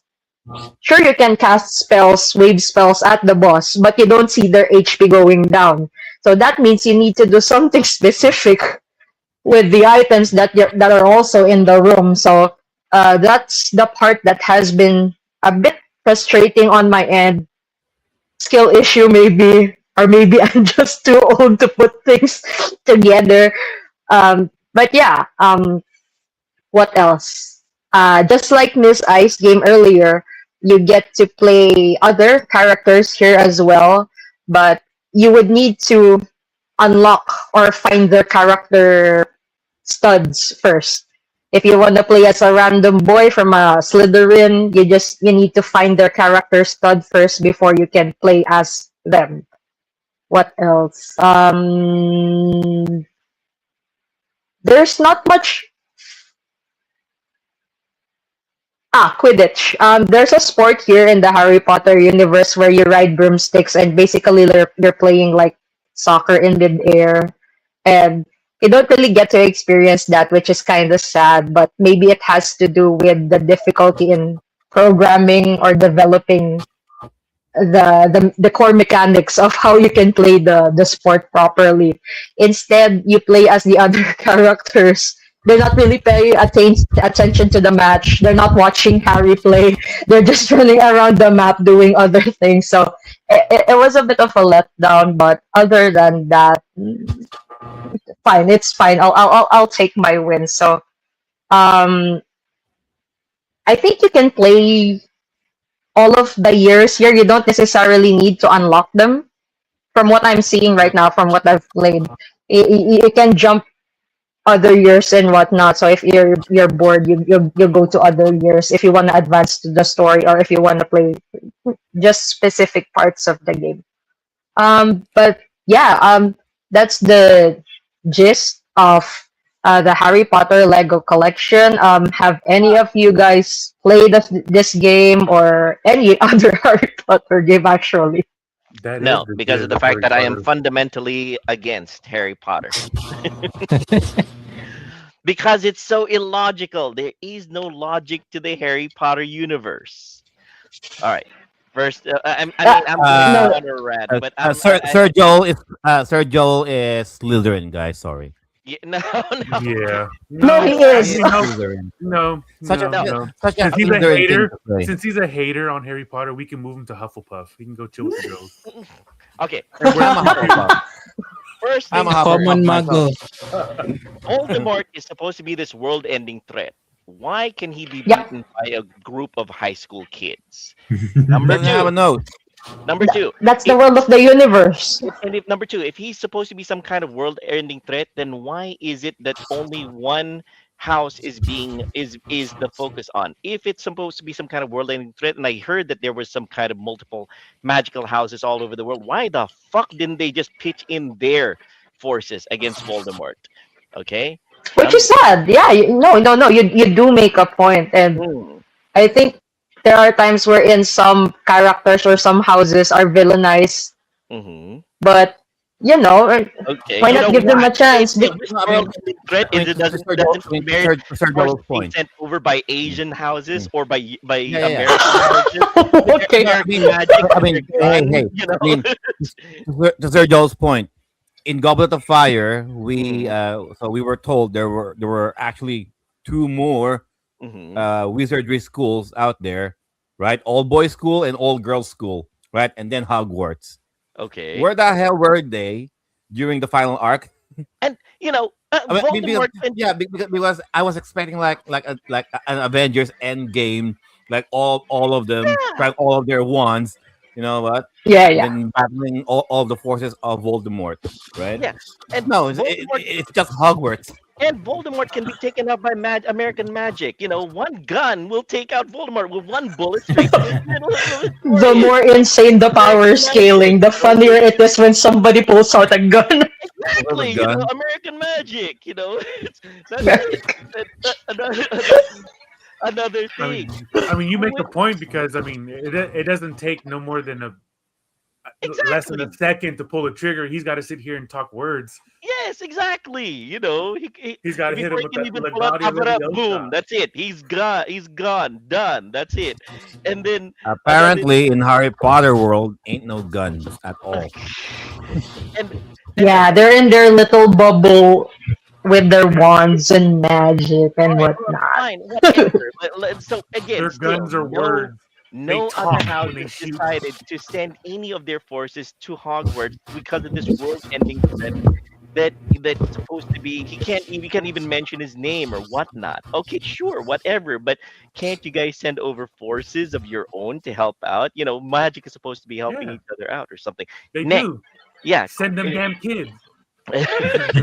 Well, maybe the magical world is closer than our real world, where everyone is just interested in their own territories and their own things and businesses. So why should I help them? They didn't help me. Hey, Maybe know some what? kind of mentality Miss like that. I read the books. Okay, all right. Miss I read the books. Okay, Weigh in. Miss Eileen, explain. Are we crazy? I also read the books. No, surprisingly, I'm not into Harry Potter. Okay, well, there Sorry. you go. So it's just Not my Miss kind Eileen of again. cup of tea. It's me and Viraj who read the books, okay? But he's not here right now. All right, and another thing, Quidditch. It's the stupidest game in the entire universe. You know, you know, all of these kids, you know, fighting to score these balls through these hoops, but then again, one kid gets this The flying, snitch. this snitch. dragonfly thing, yeah, the snitch, The snitch. and it wins the entire game. It doesn't matter all of those other balls that went into all those other. Yeah, the effort. It's They they didn't have a game designer. This is the most. They didn't have the game designer to balance the mechanics of the. As a video gamer, as a sports watcher, this offends me. Okay, like You just have one- to include it. Yeah, like one kid gets this snitch, it wins the entire game. It doesn't matter. None of whatever they do matters. If they play 24 hours, this and one kid gets the snitch, they win. That's it. So Imagine this one kid who bought this accidentally game. caught it for some mhm, reason. then you might as well Imagine just that sit one down. kid. Everybody just sits down, gets their fastest guy, and once the snitch shows up, they go after it. That's it. That's the entire game. The points don't matter anyway. Basically, it is. Yeah. Hang on, before I forget, since we were talking about building and customization in the Lego games, surprisingly, this game has a builder mode. Oh, cool. Like You build you what? can create mini games. They let you create these little obstacle courses of your own, and then you need to collect the Lego studs or the coins or whatever you call them, and then you get a prize, the golden brick. So you get to. I think you would need to progress throughout the story so that you would get more tools, more Lego pieces specifically, so that you can create more complex obstacle courses, and then you just control the characters. I was surprised. I wasn't even expecting to find like a builder game within Harry Potter, because just like the other games, it normally the developers focus just on the franchise, on whatever movie or spin-off game it was. I can see, hey, Jose's In the chats, yeah. what the hell is he talking about? Because Lego. I can You see forget the registered trademark. Oh, and What? So what? So you're gonna construct your own flying broom or something? well, I mean, riding a broom is basically essentially shoving up a dildo in between your legs anyway. So right. Okay. Okay, we're in that part of the Yeah. podcast, so Part of I the- see. Why There they you laugh go. at Okay, But yes, okay, guys. I know I went off on a rant. Okay, I went off on a rant with Harry Potter proper, but the game itself looks like it's a lot of fun. It looks like it's a lot of fun. It does have the signature Lego game humor from the look of it, and it does seem to be very kid friendly. So from the looks of the game itself, I would not be surprised that this would appeal to a lot of the younger generation of gamers. And I would say that this looks like it's something that would be, what's the right word for it? It's like putting themselves into the character of the movie in Lego form. So it kind of lets you be, if you were a fan of Harry Potter, which I'm not, it would allow you to, enjoy how a life in Harry Potter's a life in Harry Potter's world would be. A day in the life of Harry Potter, shall we say? But yes. So, but then again, one more rant. Houses, houses. You get assigned to a different house. There's no way that you can change into a different house if you find that that house is not to your liking. So if you get You're assigned there to forever. yeah, it's Slytherin. Yeah, So you're doomed. for a series that prides itself in going against racial norms, because of the fact that you're supposed to be magical and the muggles and something like that, you're supposed to not be discriminatory against. You are fighting against the discrimination that Voldemort is saying, that you're a pure blood and a magical against the muggle. You get segregated into houses that you never will be able to change from. What kind of of inconsistency is that? Make it make sense, Miss Hino. I can't. I just enjoyed the thing as a kid. Make it make sense. No, when I was a kid, I didn't really get the divide between the Lord of the Rings fans and the Harry Potter fans. I guess I wasn't reading much high fantasy novels back then, so I only read the Harry Potter series. I only got into Lord of the Rings later on. So now that I'm older, I'm like, so that's what they're saying. So I get it. So sometimes I just turn off my brain. It's one of those that's just don't think about it. Okay, so just what try you're and saying is enjoy it. Harry Potter is fantasy for people who want to turn off their brains, and Lord of the Rings is for people who want to exercise their minds. Is that it? Someone would say that if Lord of the Rings is high fantasy, some would say that Harry Potter is more of low fantasy, but not really because there's dragons. I don't really know how to classify it. Even There. Barona Royka is surprised that there's a divide. I didn't Mhm. even know there was a power struggle between Yeah. the Lord of the Rings franchise and this one because I'm more of the Lord of the Rings There you fan. go. That's it. So You yeah, know I've what? been into. Mhm. It's one. I mean, to Sir Joel's point. I mean, Mhm. it's one thing that you're promoting friendly competition Mhm. among the houses, Mhm. right? Let's call it sections, right? It's like in our high school, you got section 1, 2, 3, and 4, Yes. Mhm. right? And if you're section 1, then it's perceived that you're smart. If Yeah. you're in the lower section, and if you're like on the lower section, then you're perceived as a dumbass, right? Yes. Agreed. I mean, in here, I mean, there's nothing of that, but you can tell by the way the books were told. Like Gryffindor is the house to be, Mhm. right? And I don't know, like Hufflepuff Like the is the least slackers. popular one, The right? slackers. Yeah. The Mhm. Slackers. I mean, I don't know. I don't know what J.K. Rowling's uh, intention in Mhm. doing so. I mean, there is that class divide. Mhm. Sure, I don't know. Maybe they're doing it just preparing the kids for the real world. No, the Maybe. bad thing about it is I'm sorry to have to say it doesn't even touch on the game, but the fact is with Rowling's world, Rowling, the fact is you are segregated based on your inherent traits. Inherent Right. traits. If you're an A type, you're always going to be an A type. If you're a slacker, you're always going to be a slacker. If you're evil inside, no matter what happens, you're going to be evil anyway. But in our form of grade school, the way it was, Joe, if you busted your hump and worked hard, you can change between You can sections. change. You're Yeah, allowed to you change. can you can promote yourself. You find yourself in the Dullards class, you can work hard and then you rise up to the top. You can rise up to the section one. It You know what? in Yeah. My theory: J.K. Rowling's discriminatory behavior. Mhm. Yeah, she's projecting it through the Sorting Hat. The Mhm. Sorting Hat, that's her. That's her discrimination. That's her bigotry right there. Yeah. I like I this mean, conspiracy time. Mhm. she's gonna really say it out loud. So I will let the Sorting Hat be represent my No, this side of me. but then again, that That's doesn't the Sorting Hat explain. fault right there. Yeah, but that doesn't consistently line up with her message of muggles and magic users being able to interact well with each other in the terms of the Weasleys, right? So if she was discriminatory with the magic sorting hat, then why is she being so open-minded with the Weasleys and with how the Ministry of Magic is supposed to kind of say, all right, we are supposed to have a balance here between magic users and non-magic users.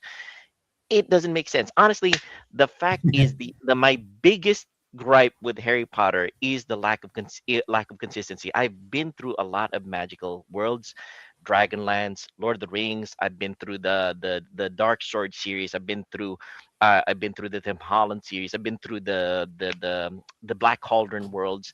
They all have a logical consistency, knitting them all together on their very core. Harry Potter does not. I'm gonna have to say this to you, Miss Hinu. The Harry Potter world makes no magical or logical sense, if you ask me. I think she's a little bit Maybe more biased to the Weasleys because she has a thing for redheads. Mhm. you, It's been what? documented, Where did right? you even Yeah, get that? yeah. I mean, it's been widely documented that she likes redheads. Well, there you go. What the- Okay, I can She likes understand the that. ginger. There you go. There you go. Okay, so you got the muggles, the magic users, and the gingers. Mhm. God damn it. Before we stray off of a topic some more, Joe, it's your turn. All right, Joe, it's your turn. No. Hey, so my game of choice would be so it's another movie franchise game. It's the Pirates of the Caribbean. Sorry for Sounds hijacking better. your topic, Miss Hinu. I'm sorry, but No, someone was saying on the comments that this is what I get for choosing a Harry Potter game for Sorry. discovering that my genius is broken. Yeah, All right, Joe, continue. Uh, Go ahead. no, I mean, hey, it's Pirates of the Caribbean, guys, Mm. and I chose the Nintendo Wii version of it, and unfortunately, okay, first things first, you cannot really play this one using the classic controller or the GameCube controller for the Nintendo Wii. You need the Wiimote and the nunchuck for this game to work. And unfortunately for me, it's my first time playing with the remote and the nunchuck all together. Okay, because usually whenever I play with a Nintendo Wii game, I usually use the GameCube controller because I'm more used to that feeling anyway. So first time playing this with the remote and the nunchucks, it was weird as hell. Okay, I didn't realize it's gonna be that uh, it's going to be such an unpleasant experience. But eventually, I was able to manage. I was able to grow up, to adapt to the control mechanics.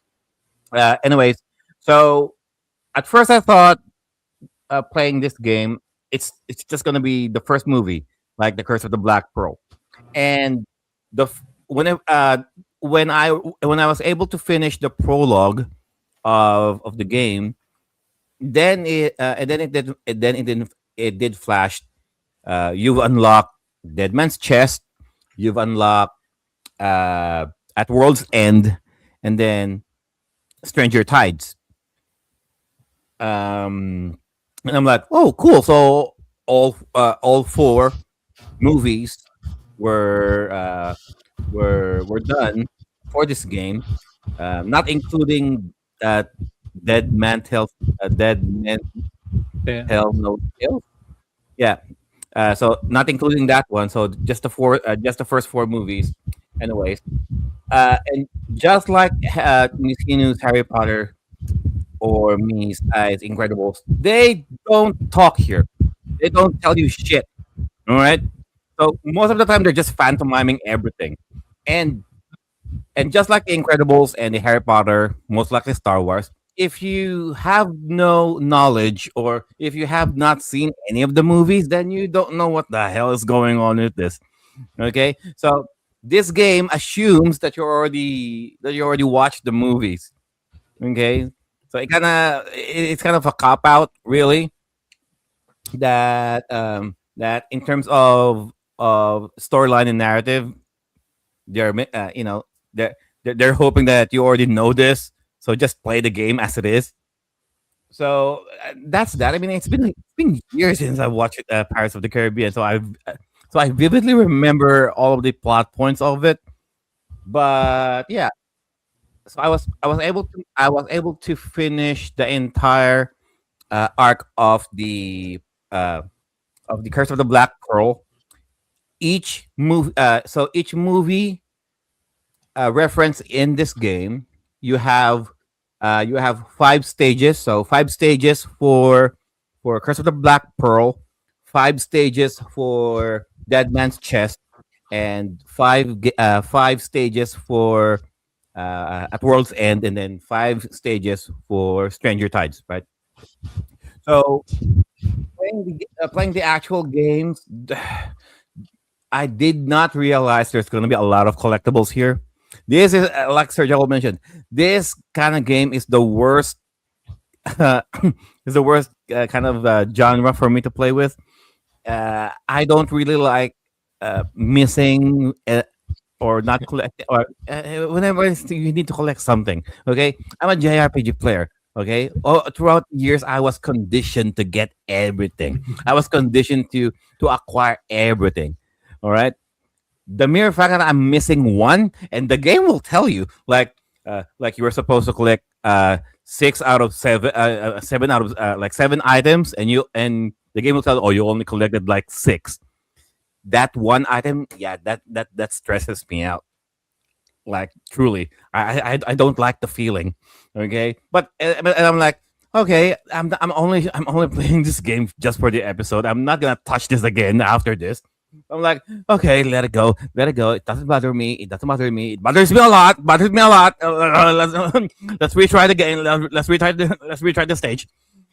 So, I mean, there's no rhyme or reason why you should even collect all of these It doesn't. I mean, these collectibles, they do nothing for the story. Okay, whether or this is me ranting now. Whether you collect them or not, it will not change the story of the game. Okay, it will progress the way the movies did. Okay, so whether you collect all of those studs, whether you collect all of those golden bricks, whether you collect all of those detachable miniatures of different kinds of ships, it does nothing. I mean, it will not reward you with all of that hard work, with all of that time and effort, trying to jump uh, all over the place just to collect all of those parts, all of those items. No, I mean, every once in a while, it will uh, certain items will be needed for you to progress the game, but the game will not tell you that. And I tried to play this game without any walkthroughs. So I'm like, okay, so I'm relying on my stock knowledge or the things that I would remember from the movies playing this. Okay, what am I supposed to do again in this scenario? Because there's a lot of puzzle solving in this game. Okay, uh, I'm assuming through all of your games as well, especially with Miss I and Miss Sir JDM and Miss Hinu's games. Right, there's a lot of puzzle solving here, and the game is not because they're not talking verbally. They will just show like prompts, like, okay, so it seems I need to dig something, and the icon will just show a shovel. Okay, where the hell am I gonna get a shovel? So there are certain characters here that will either possess the items that you need to progress. Sometimes it's just hiding in the background. Okay, so like I said, I'm not using any walkthroughs here, so it did took me a while to finish the Black Pearl saga. Anyway, characters. Okay, so you have the option to play different characters that were shown in the movies, especially the major ones. Okay, you got Captain Jack Sparrow, you got Will Turner, you got Elizabeth Swan.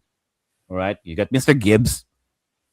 Uh, Unfortunately, you cannot really play as to my well. I'm not sure if you're able to play Captain Barbosa because I haven't really played beyond the Black Pearl saga. Most likely, you might. So each of the characters here that you'll able to play, each of them has their own unique set of items with them. Like for example, with Jack Sparrow, he has his compass that never points north. It will only point to the thing that you most desire. So if you use his ability, the compass will show you the hidden items in that area. It will show a put path that you need to follow, and then eventually you'll get the item. Whether that item is integral for you to go to the next stage or just a random collectible. With Will Turner, he has his hatchet, his throwing hatchet. So if there's a target above ground or hanging somewhere, just throw that up, and then whatever it is, it will hit. With Elizabeth Swan, she has the ability to double jump. So if there's anything that needs climbing or an item that's way too high, she's your girl. And then you got Mr. Gibbs. So he's the engineer. So he has the capability of digging or fixing uh, mechanical devices and all that. And there's also the aspect of construction in here. In some points of the movies, that's very pivotal in certain scenes in those movies.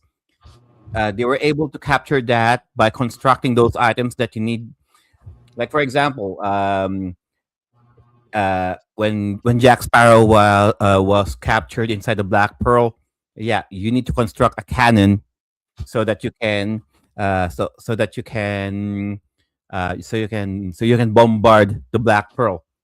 Um, like for example, you know that scene in the movie where they were out of cannonballs and they were just jamming like cutlery, spoons, forks.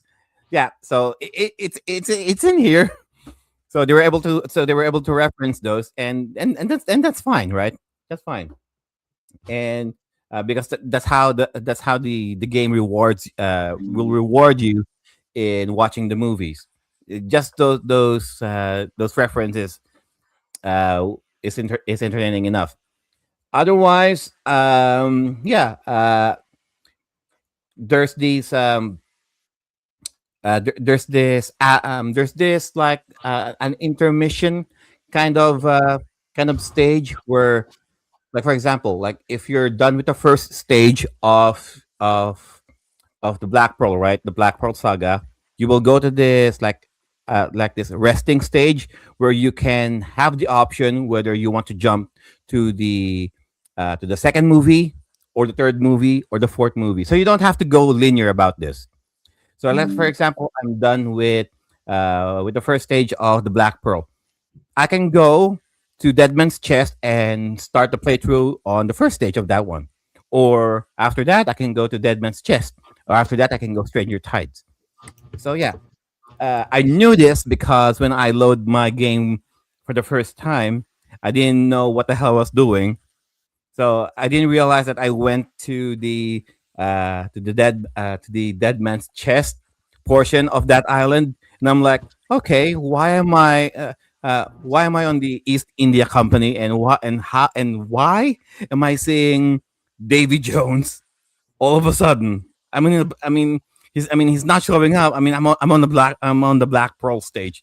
So why is he here now? And then I realized, oh shit, I'm on the dead man's chest, part of the island. Okay, so I reset that. I played the. I went back to I went back to the Black Pearl because I want to finish at least that arc before I come up to this episode. So yeah, so I only finished the Black Pearl saga. I have not touched the other stages yet. Um, uh, to my knowledge, playing this video game, I mean, at first I have this prejudice that the Lego games are so juvenile to me at first glance, and then to my surprise, when I started playing it, okay, there's some relatively entertaining aspect of this. Okay, yeah, sure. There's a lot of property damage. There's a lot of vandalism going on because you're trying to destroy all of the things that you can destroy just to get all of those coins, all of those studs, all of those items. And there's no time limit, so the game's not gonna punish you for destroying everything in sight. Okay, actually, the game encourages you to do that. Or so yeah, Pirates of So the Caribbean. that really Nintendo Wii. should serve. Yeah, that really should serve your OCD, Joe. If there's no time limit, you can collect as many studs as you want all throughout, right? I don't want to because ain't nobody got time. Ain't nobody got time for that. All right, and we have somebody joining us for the conversation, Viraj. Hey, very very happy that Viraj is here. Just coming off of his shift from playing Train Sim World. All right, Oh, don't get me Viraj. started. What a crap day it was today. Anyway, that's another story. Well, mhm. No, I think Lego games are really good. I think what I have played is the Star Wars ones, but the Harry Potter ones, and it's always the ones based on an Indiana Jones one. Oh, Indiana And Jones, good. and what people have said, I don't know about Indiana Jones, but the Star Wars one is better than the Star Wars games that came out at the same time. We're talking PlayStation 2 era, yeah, when they did the prequel trilogy, and it's really interesting how it's meant to be a parody of Star Wars in essence. That's what the Lego games are. They make fun. There's a lot of tongue in cheek in these cinema style games. The same with the Harry Potter ones. They're better than the Harry Potter games that come out. I'm not talking about Hogwarts Legacy because that's its own thing, but I'm talking about when they made them based on the films. They made that, Chamber of Secrets and go on, and so on. So I like the way that these games have a certain personality to them in terms of how it can make fun of the actual source material it's obviously making the game taken from. But also, the game design in these games is just much more playable and accessible to so many in terms of the graphical outlook and how it just plays. I always found that the Harry Potter games and the Star Wars games could be a bit haphazard. I always remember Star Wars Episode 3, Revenge of the Sith on PlayStation 2, and how difficult it could be in certain areas, or how I would go to a certain area and be like a bit lost. Whereas I felt the Lego games were a lot more accessible for a younger audience, but also to anyone who's more of a casual gamer, I would say. Actually, to insert that, to Joe's point, actually, that is a really good point, especially the way that Viraj put it, because of the fact that the games are very skewed towards a neutral audience. It can be played by adults, it can be played by children. But the thing about it is, to your point, Joe, the fact that Pirates of the Caribbean can get a little bloody or gory, they had to tone it down as well so that it can be played in a way that avoids the portions where the kids can get disturbed, but You don't want the to adults scare the can kid. still enjoy it anyway. Yeah, I think do you know, I don't think it's a bad thing that they do censor these things, because you don't need that for it to be a good video game. Yeah, I know there's some people who want the gore and all this sort of nonsense, but it's not necessary for those sort of games. These games are designed for a younger audience, and it's what makes a good game. It's the gameplay. That's the bottom line, you know, and that's why I think these Lego games are really well done. So ashamedly, I've not stocked Lego games for what I do at these markets, and maybe I should do in the future, because they are actually good games. So this gives me an idea. So it's always good to listen to you guys. Oh, and I have to apologize to Viraj because he said that we were running a little long. It's my fault because I went on a rant against Harry Potter. You know, that's my fault. Harry Potter. Sorry, I missed that bit because I was traveling and I didn't tune in. What you got? Yeah.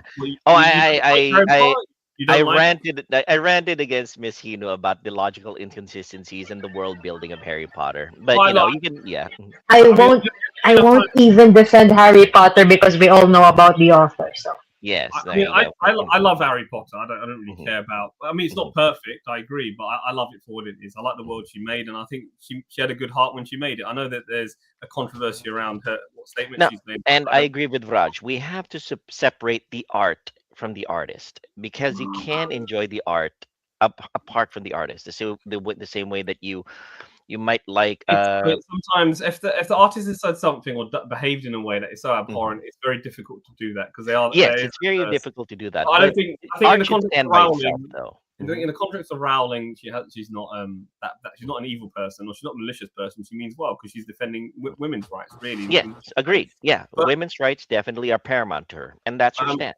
You know, But I don't think she was anti-trans by saying what she said. She isn't anti. She didn't hate trans people. we're having such a heartfelt conversation here, and then in the comments, Jose is he's saying something really outrageous. Well, I don't know.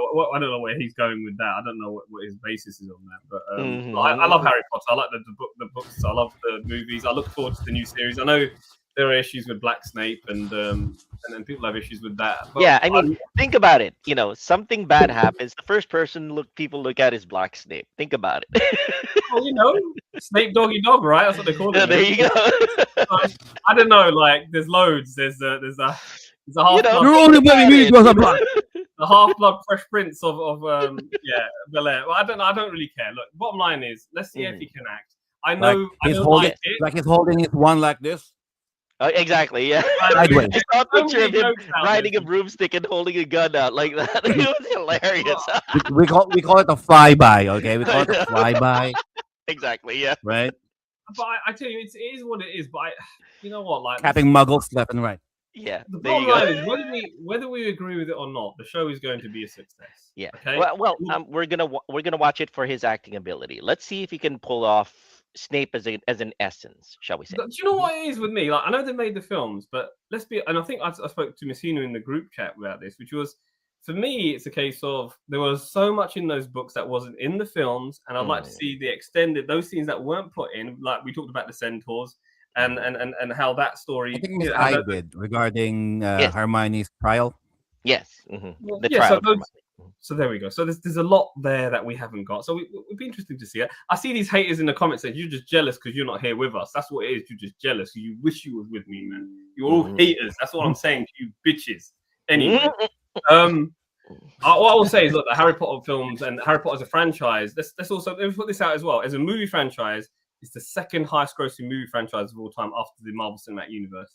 So it's a big deal. It will be a success. I look forward to seeing it. It's a shame that J.K. Rowling isn't going to be credited, and she had odds with the studio. And I can understand it's her source material. She didn't want the black actor in there. I understand why she didn't want that either. But she doesn't care. She made money off of it already. She's loaded. She is minted for life.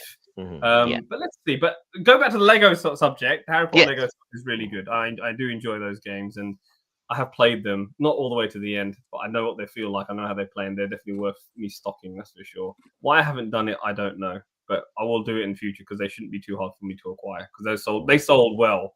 Those games did sell really well. So they do. Yeah. Yes. I should be a facilitator for those games because we're all about selling good games now. But no, it's been a good show. When I tuned in, because I was at work and I got to the terminus station, that's when I was sort of making my comments or whatever. And then I had to drive the train. I can't let my phone out, can I? So I can't listen or nothing. That's why I tuned out. No, before we wrap up, though, I do want to swing around to Miss I's runner-up choices. I want to hear what your runner-up choices were, Miss I. There are actually two, but I'm gonna try and talk about them really quickly. Okay. So I think I'm gonna go first with the Lego Brick Tales. Lego Brick Tales, yes. This is something. It's actually just ESRB, everyone, and Peggy 3. So you can imagine how simple the game is. But it's actually more on the building side of Lego because we have been talking about the franchises and the sports and whatever. But this one is actually more on building something. So again, Lego Brick Tales. The story here is that you're a kid whose grandpa just finished building a portal. And then you can enter the portal and access different worlds. In here, you get like some I'm not sure how you put it, but you get to make not blueprints, but you get to make structures, and in the end you kind of like rebuild a theme park, if I'm not mistaken.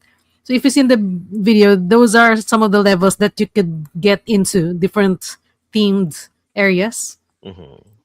And in some parts you have to, maybe if you need to cross two platforms, so you need to build a bridge. And there's a prompt there where you could build a bridge, and it gives you maybe a couple of pieces, Lego pieces. And you have to think inside the box.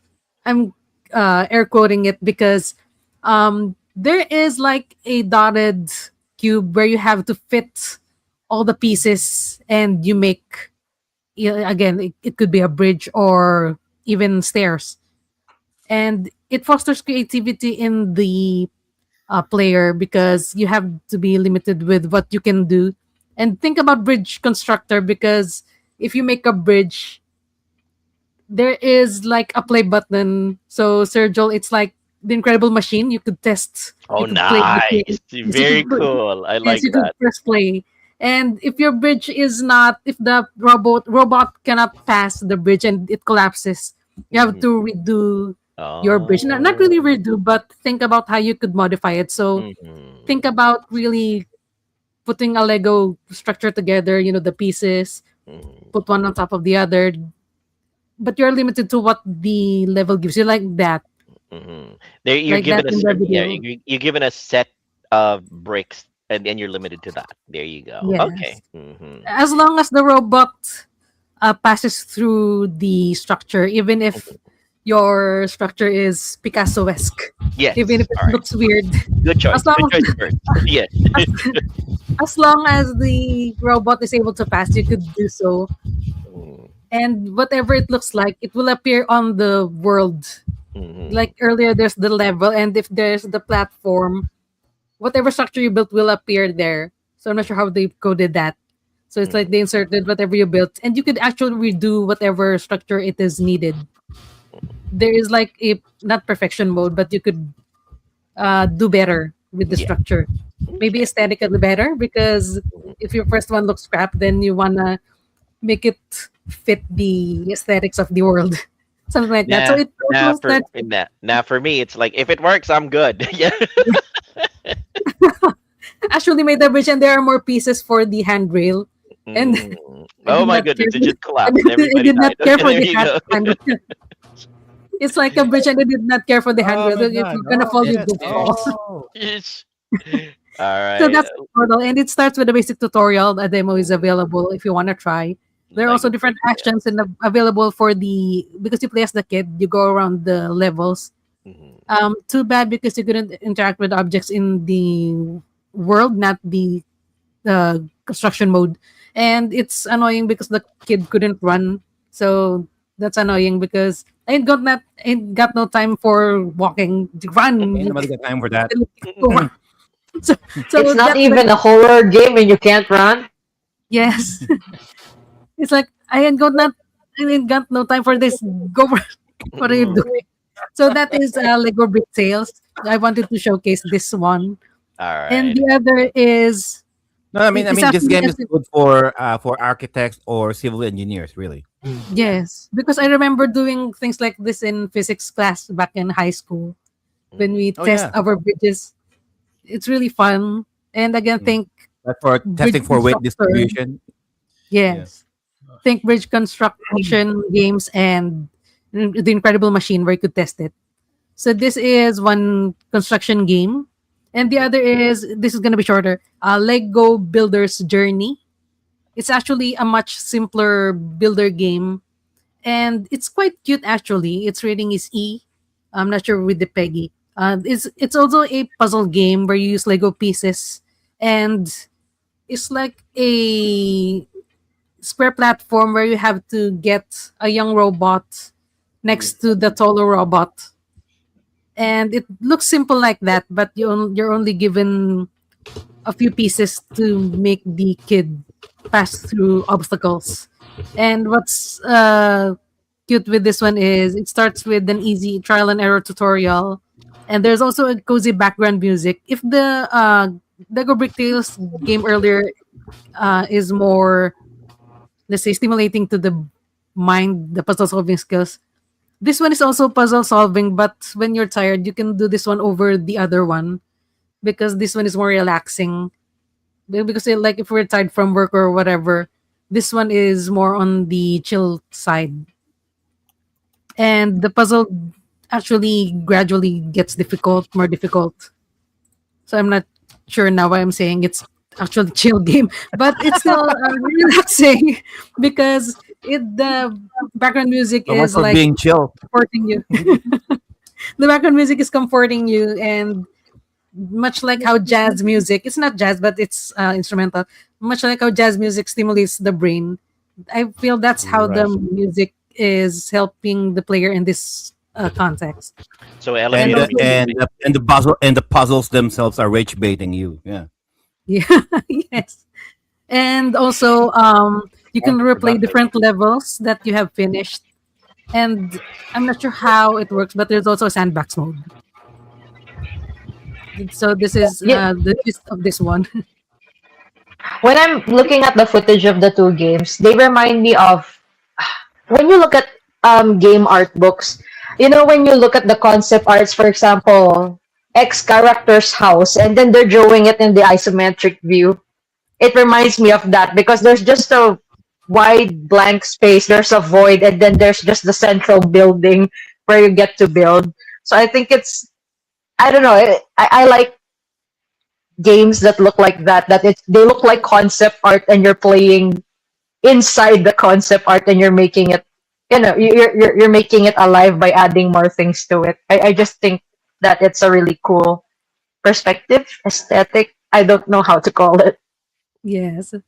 Maybe perspective and general look of the game, the concept. Because yeah, it's blank on the sides, and you have your focus on that center. So these are the two actual Lego Builder games that we got. I'm not sure if there are others, but I really thought these two deserved special mention because the concept of Lego is actually building things, and the franchise ones aren't really building anything, but they're enjoyable. You know, Destroying thing. destroying. Destroying things. Yes, Not really Not construction, but building. destroying. Yeah. yes. Have they made a Lego Tetris kind of game? Because you would think something so simple like, Well, there's a game. Nah. There's a game. It's called Tetris, and it's just like Lego. Yeah, basically Oh, it's oh, kind they of did. redundant already. The way that Lego it's basically is Tetris anyway. It's Yeah. Tetris, right? But yeah, like I mentioned in our Twitch chat, I'm the plastic things you can connect you get from the Sari Sari store, kid. You know those bootleg ones that you Yes. just buy for a pack, and But I China think I did, remember those ones. yeah, but The China one that did looks make like a a yeah, bullet. exactly, like those little pointy dangerous things. But China did make bootleg Legos. They named it 0637, which is Lego written upside down Oh. 0637. I know. But yes, Lego. okay, yeah, Miss Hino, go ahead, take us home then. I think, well, we don't have time anymore for a lightning round, so I think the two additional games that Miss I mentioned would Yes, suffice. will So, suffice. Yeah. Okay, we yeah, can do a that. part two if anybody requests for it. Yes. Good idea. Good idea. So, Mhm. yeah, I think that would be it for our episode for today. So we had a good mix of original Lego games plus franchises from movies and other games. We also have Viraj pop up at the last second to join the Listen, fight. Eh, I've just said what I've had to say about Lego, and that's it. That's my knowledge. That's it. Mhm. I've done my bit. And Yeah, yeah, thank you. and we appreciate yeah, it. And Viraj's opinion is always valued. Yes. Yeah, right.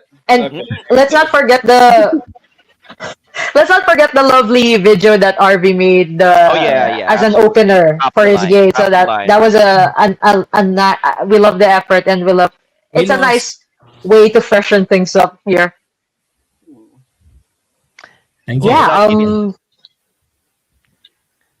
All right. Anyway, continue, Messino. Just bring us home. Yeah. I think that's would be it for now. Let's have plugs from everyone here so that people would know where to touch your where to touch your grass. I just Let's.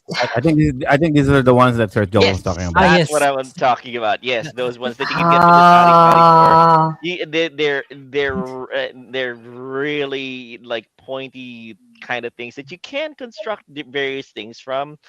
They're not as flexible or Versatile. versatile. Yeah, they're not as versatile as Legos, but yeah, they can suffice in a pinch. Yes, John, I remember. I remember tapped that. into one of my core memories. There you go. Yes, JDM. I remember that. Yeah, you can get those from the local Sari Sari store, one of those really cheap stores in the corner stores here in the Philippines. Anyway, all right, Joe, take us home. All right, and that's the Lego video games, guys. We will just do our shameless plugs. All right, let's start with Sir RV. Where can they? I really can't think of a good metaphor here. Mm. Let's just go with the usual. Where can they touch your Where grass? they can rub your where can they rub your studs? Studs. Studs. There you go. Sorry. Oh my. Miss Hina's covering her face again. Thank Anyway. you so much for everyone who tuned in live. Thank you to all the panelists. I was enjoyed hearing all your games. Catch us next week for Saturday Smart Talk, Yes. the wrestling podcast. So yeah, you Yes. catch us there. Thank you. Back to you, Chico. Yes. Has it been a month already? Oh my God! Look at your mind, bro. How was our JDM? You can step on my Lego cubes. What? You want people to kill themselves? They try to say that it's the most painful thing in the world. Yeah, right next to circumcision. So you can catch me on 123 Go Retro, Facebook, Twitch, and YouTube. I'm planning of doing a game this week because it's a holiday here. Yes. It's a holiday week here. Easter, So I yeah. was like, Yes, it's Holy Week in Pinas. So yes, nice time to relax, reflect, and refresh. And repent. And repent. Remember, Absolutely. don't forget. Yes. Mhm. And to watch the 10 Commandments again. Oh yes, of course. Yeah. All right. Always. Next. All right, thank you for that, Sir JDM. Let's go with how about Sir Viraj? Where can they Lego your ego? Mm. You can find me obviously here on the show whenever I want to turn up, and Sega Genesis Group on Twitter and Bible Games UK, where I sell all these video games. My pickups are. So yeah, that's pretty much it. Yeah. All right. Cool stuff. All right, thank you for that, Sir Viraj. And of course, how about Sir Joel? Where can they Lego your ego? All right. You can almost always find me here on the Timeless Gamers Show and in the upcoming episodes. Hopefully, we'll be shuffling things up. We are looking to kind of branch out and see about different audiences that we might be able to tap into because we see that there's a lot of audiences online that are underserved, not just the retro gaming community but possibly the anime community, the wrestling community, the technology, obscure technology community. We're going to see if we can tap into those because we want to serve all the communities and we want to make sure that everybody's voice is heard. So yes, for now, almost always here in Timeless Gamer Show unless real life gets in the way, and on my twitch.tv channel, on kick.com, on Rumble, and on YouTube Streamer? every now and then. But yes, streamer.live definitely. But yes, streamer.live, the brand new streaming platform, very light, very easy to use. Check it out. Make your account. Who knows? You may be the next Amaranth or Dr. Destiny or whatever those guys' names are. You might make it big on streamer.live. STREAMR.LIVE. Check it out. I'll see you guys there. All right, thank you for that, Sir Joel. And of course, having such a rare appearance, so better savor it because I'm not sure when it's gonna be the next time. Yeah, Miss I, Yeah, where can there they you stub go. your Lego? Yes. They can stop my Lego on Twitch and YouTube because I have been actually streaming lately. I managed to snag an SSD drive before the prices skyrocketed. So I have Yeah. recovered my old files, my old gaming files. I'm gonna continue streaming some of the old games that I have streamed before. I have managed to recover my save files. So catch me on Twitch and YouTube. All right, thank you for that, Miss I, and of course the leader of today's episode, Miss Hinu. Where did the sorting hat place ya? I was about to say you guys can choke on my Lego. You guys can find me on Instagram mostly and on my FB page. Everything is at Hinotora handle. I've recently posted my review for Bugs Bunny Lost in Time. It's a PS1 classic, real fun adventure game. So yeah, you guys can find it there while I also post some stories about my recent gameplays. Back to you, Joe. Oh, All right, and thank you for little interjection. I'm sorry that I forgot, but I wanted to thank all our audience members here in the chats as well. Everybody, Gamitagle, Baruna Royka, let's see, Reikyu, who passed by. Thank you so much, Reikyu. Mommy And Jane. yes, Mommy Jane, thank you very much. And everybody. Oh, Dan Dice was also here earlier. Yeah. Thank you Sir so much to Jomar all was of you here. Yeah. guys. Yes, John Mar was also I can here. even see myself in the Oh yeah, there comments. you go. I Well, see Sir Abby. yes, and thank you so much for Your all of you face guys. there. We would not be here without you guys. Without you guys' support, we very much appreciate you for every show that you are here. Thank you so much. All right, back to you, Joe. All right, thank you for that, Sir Joel. Hey, next week is gonna be the Saturday Smart Talk. All right, they're taking over for every first Saturday of the month, which is gonna be Mhm. April. All right. Oh my God, so April already. So yeah, so next Saturday it's gonna be the wrestling podcast, and then after that, Thomas Gamers will be back. So up until then, our games and our bodies may do grow out of date, but our gaming experiences will forever remain. Timeless. All right. Make sure you guys enjoy your weekend. Happy Holy Week to those who celebrate, and we'll see you guys again soon. Bye now. Bye.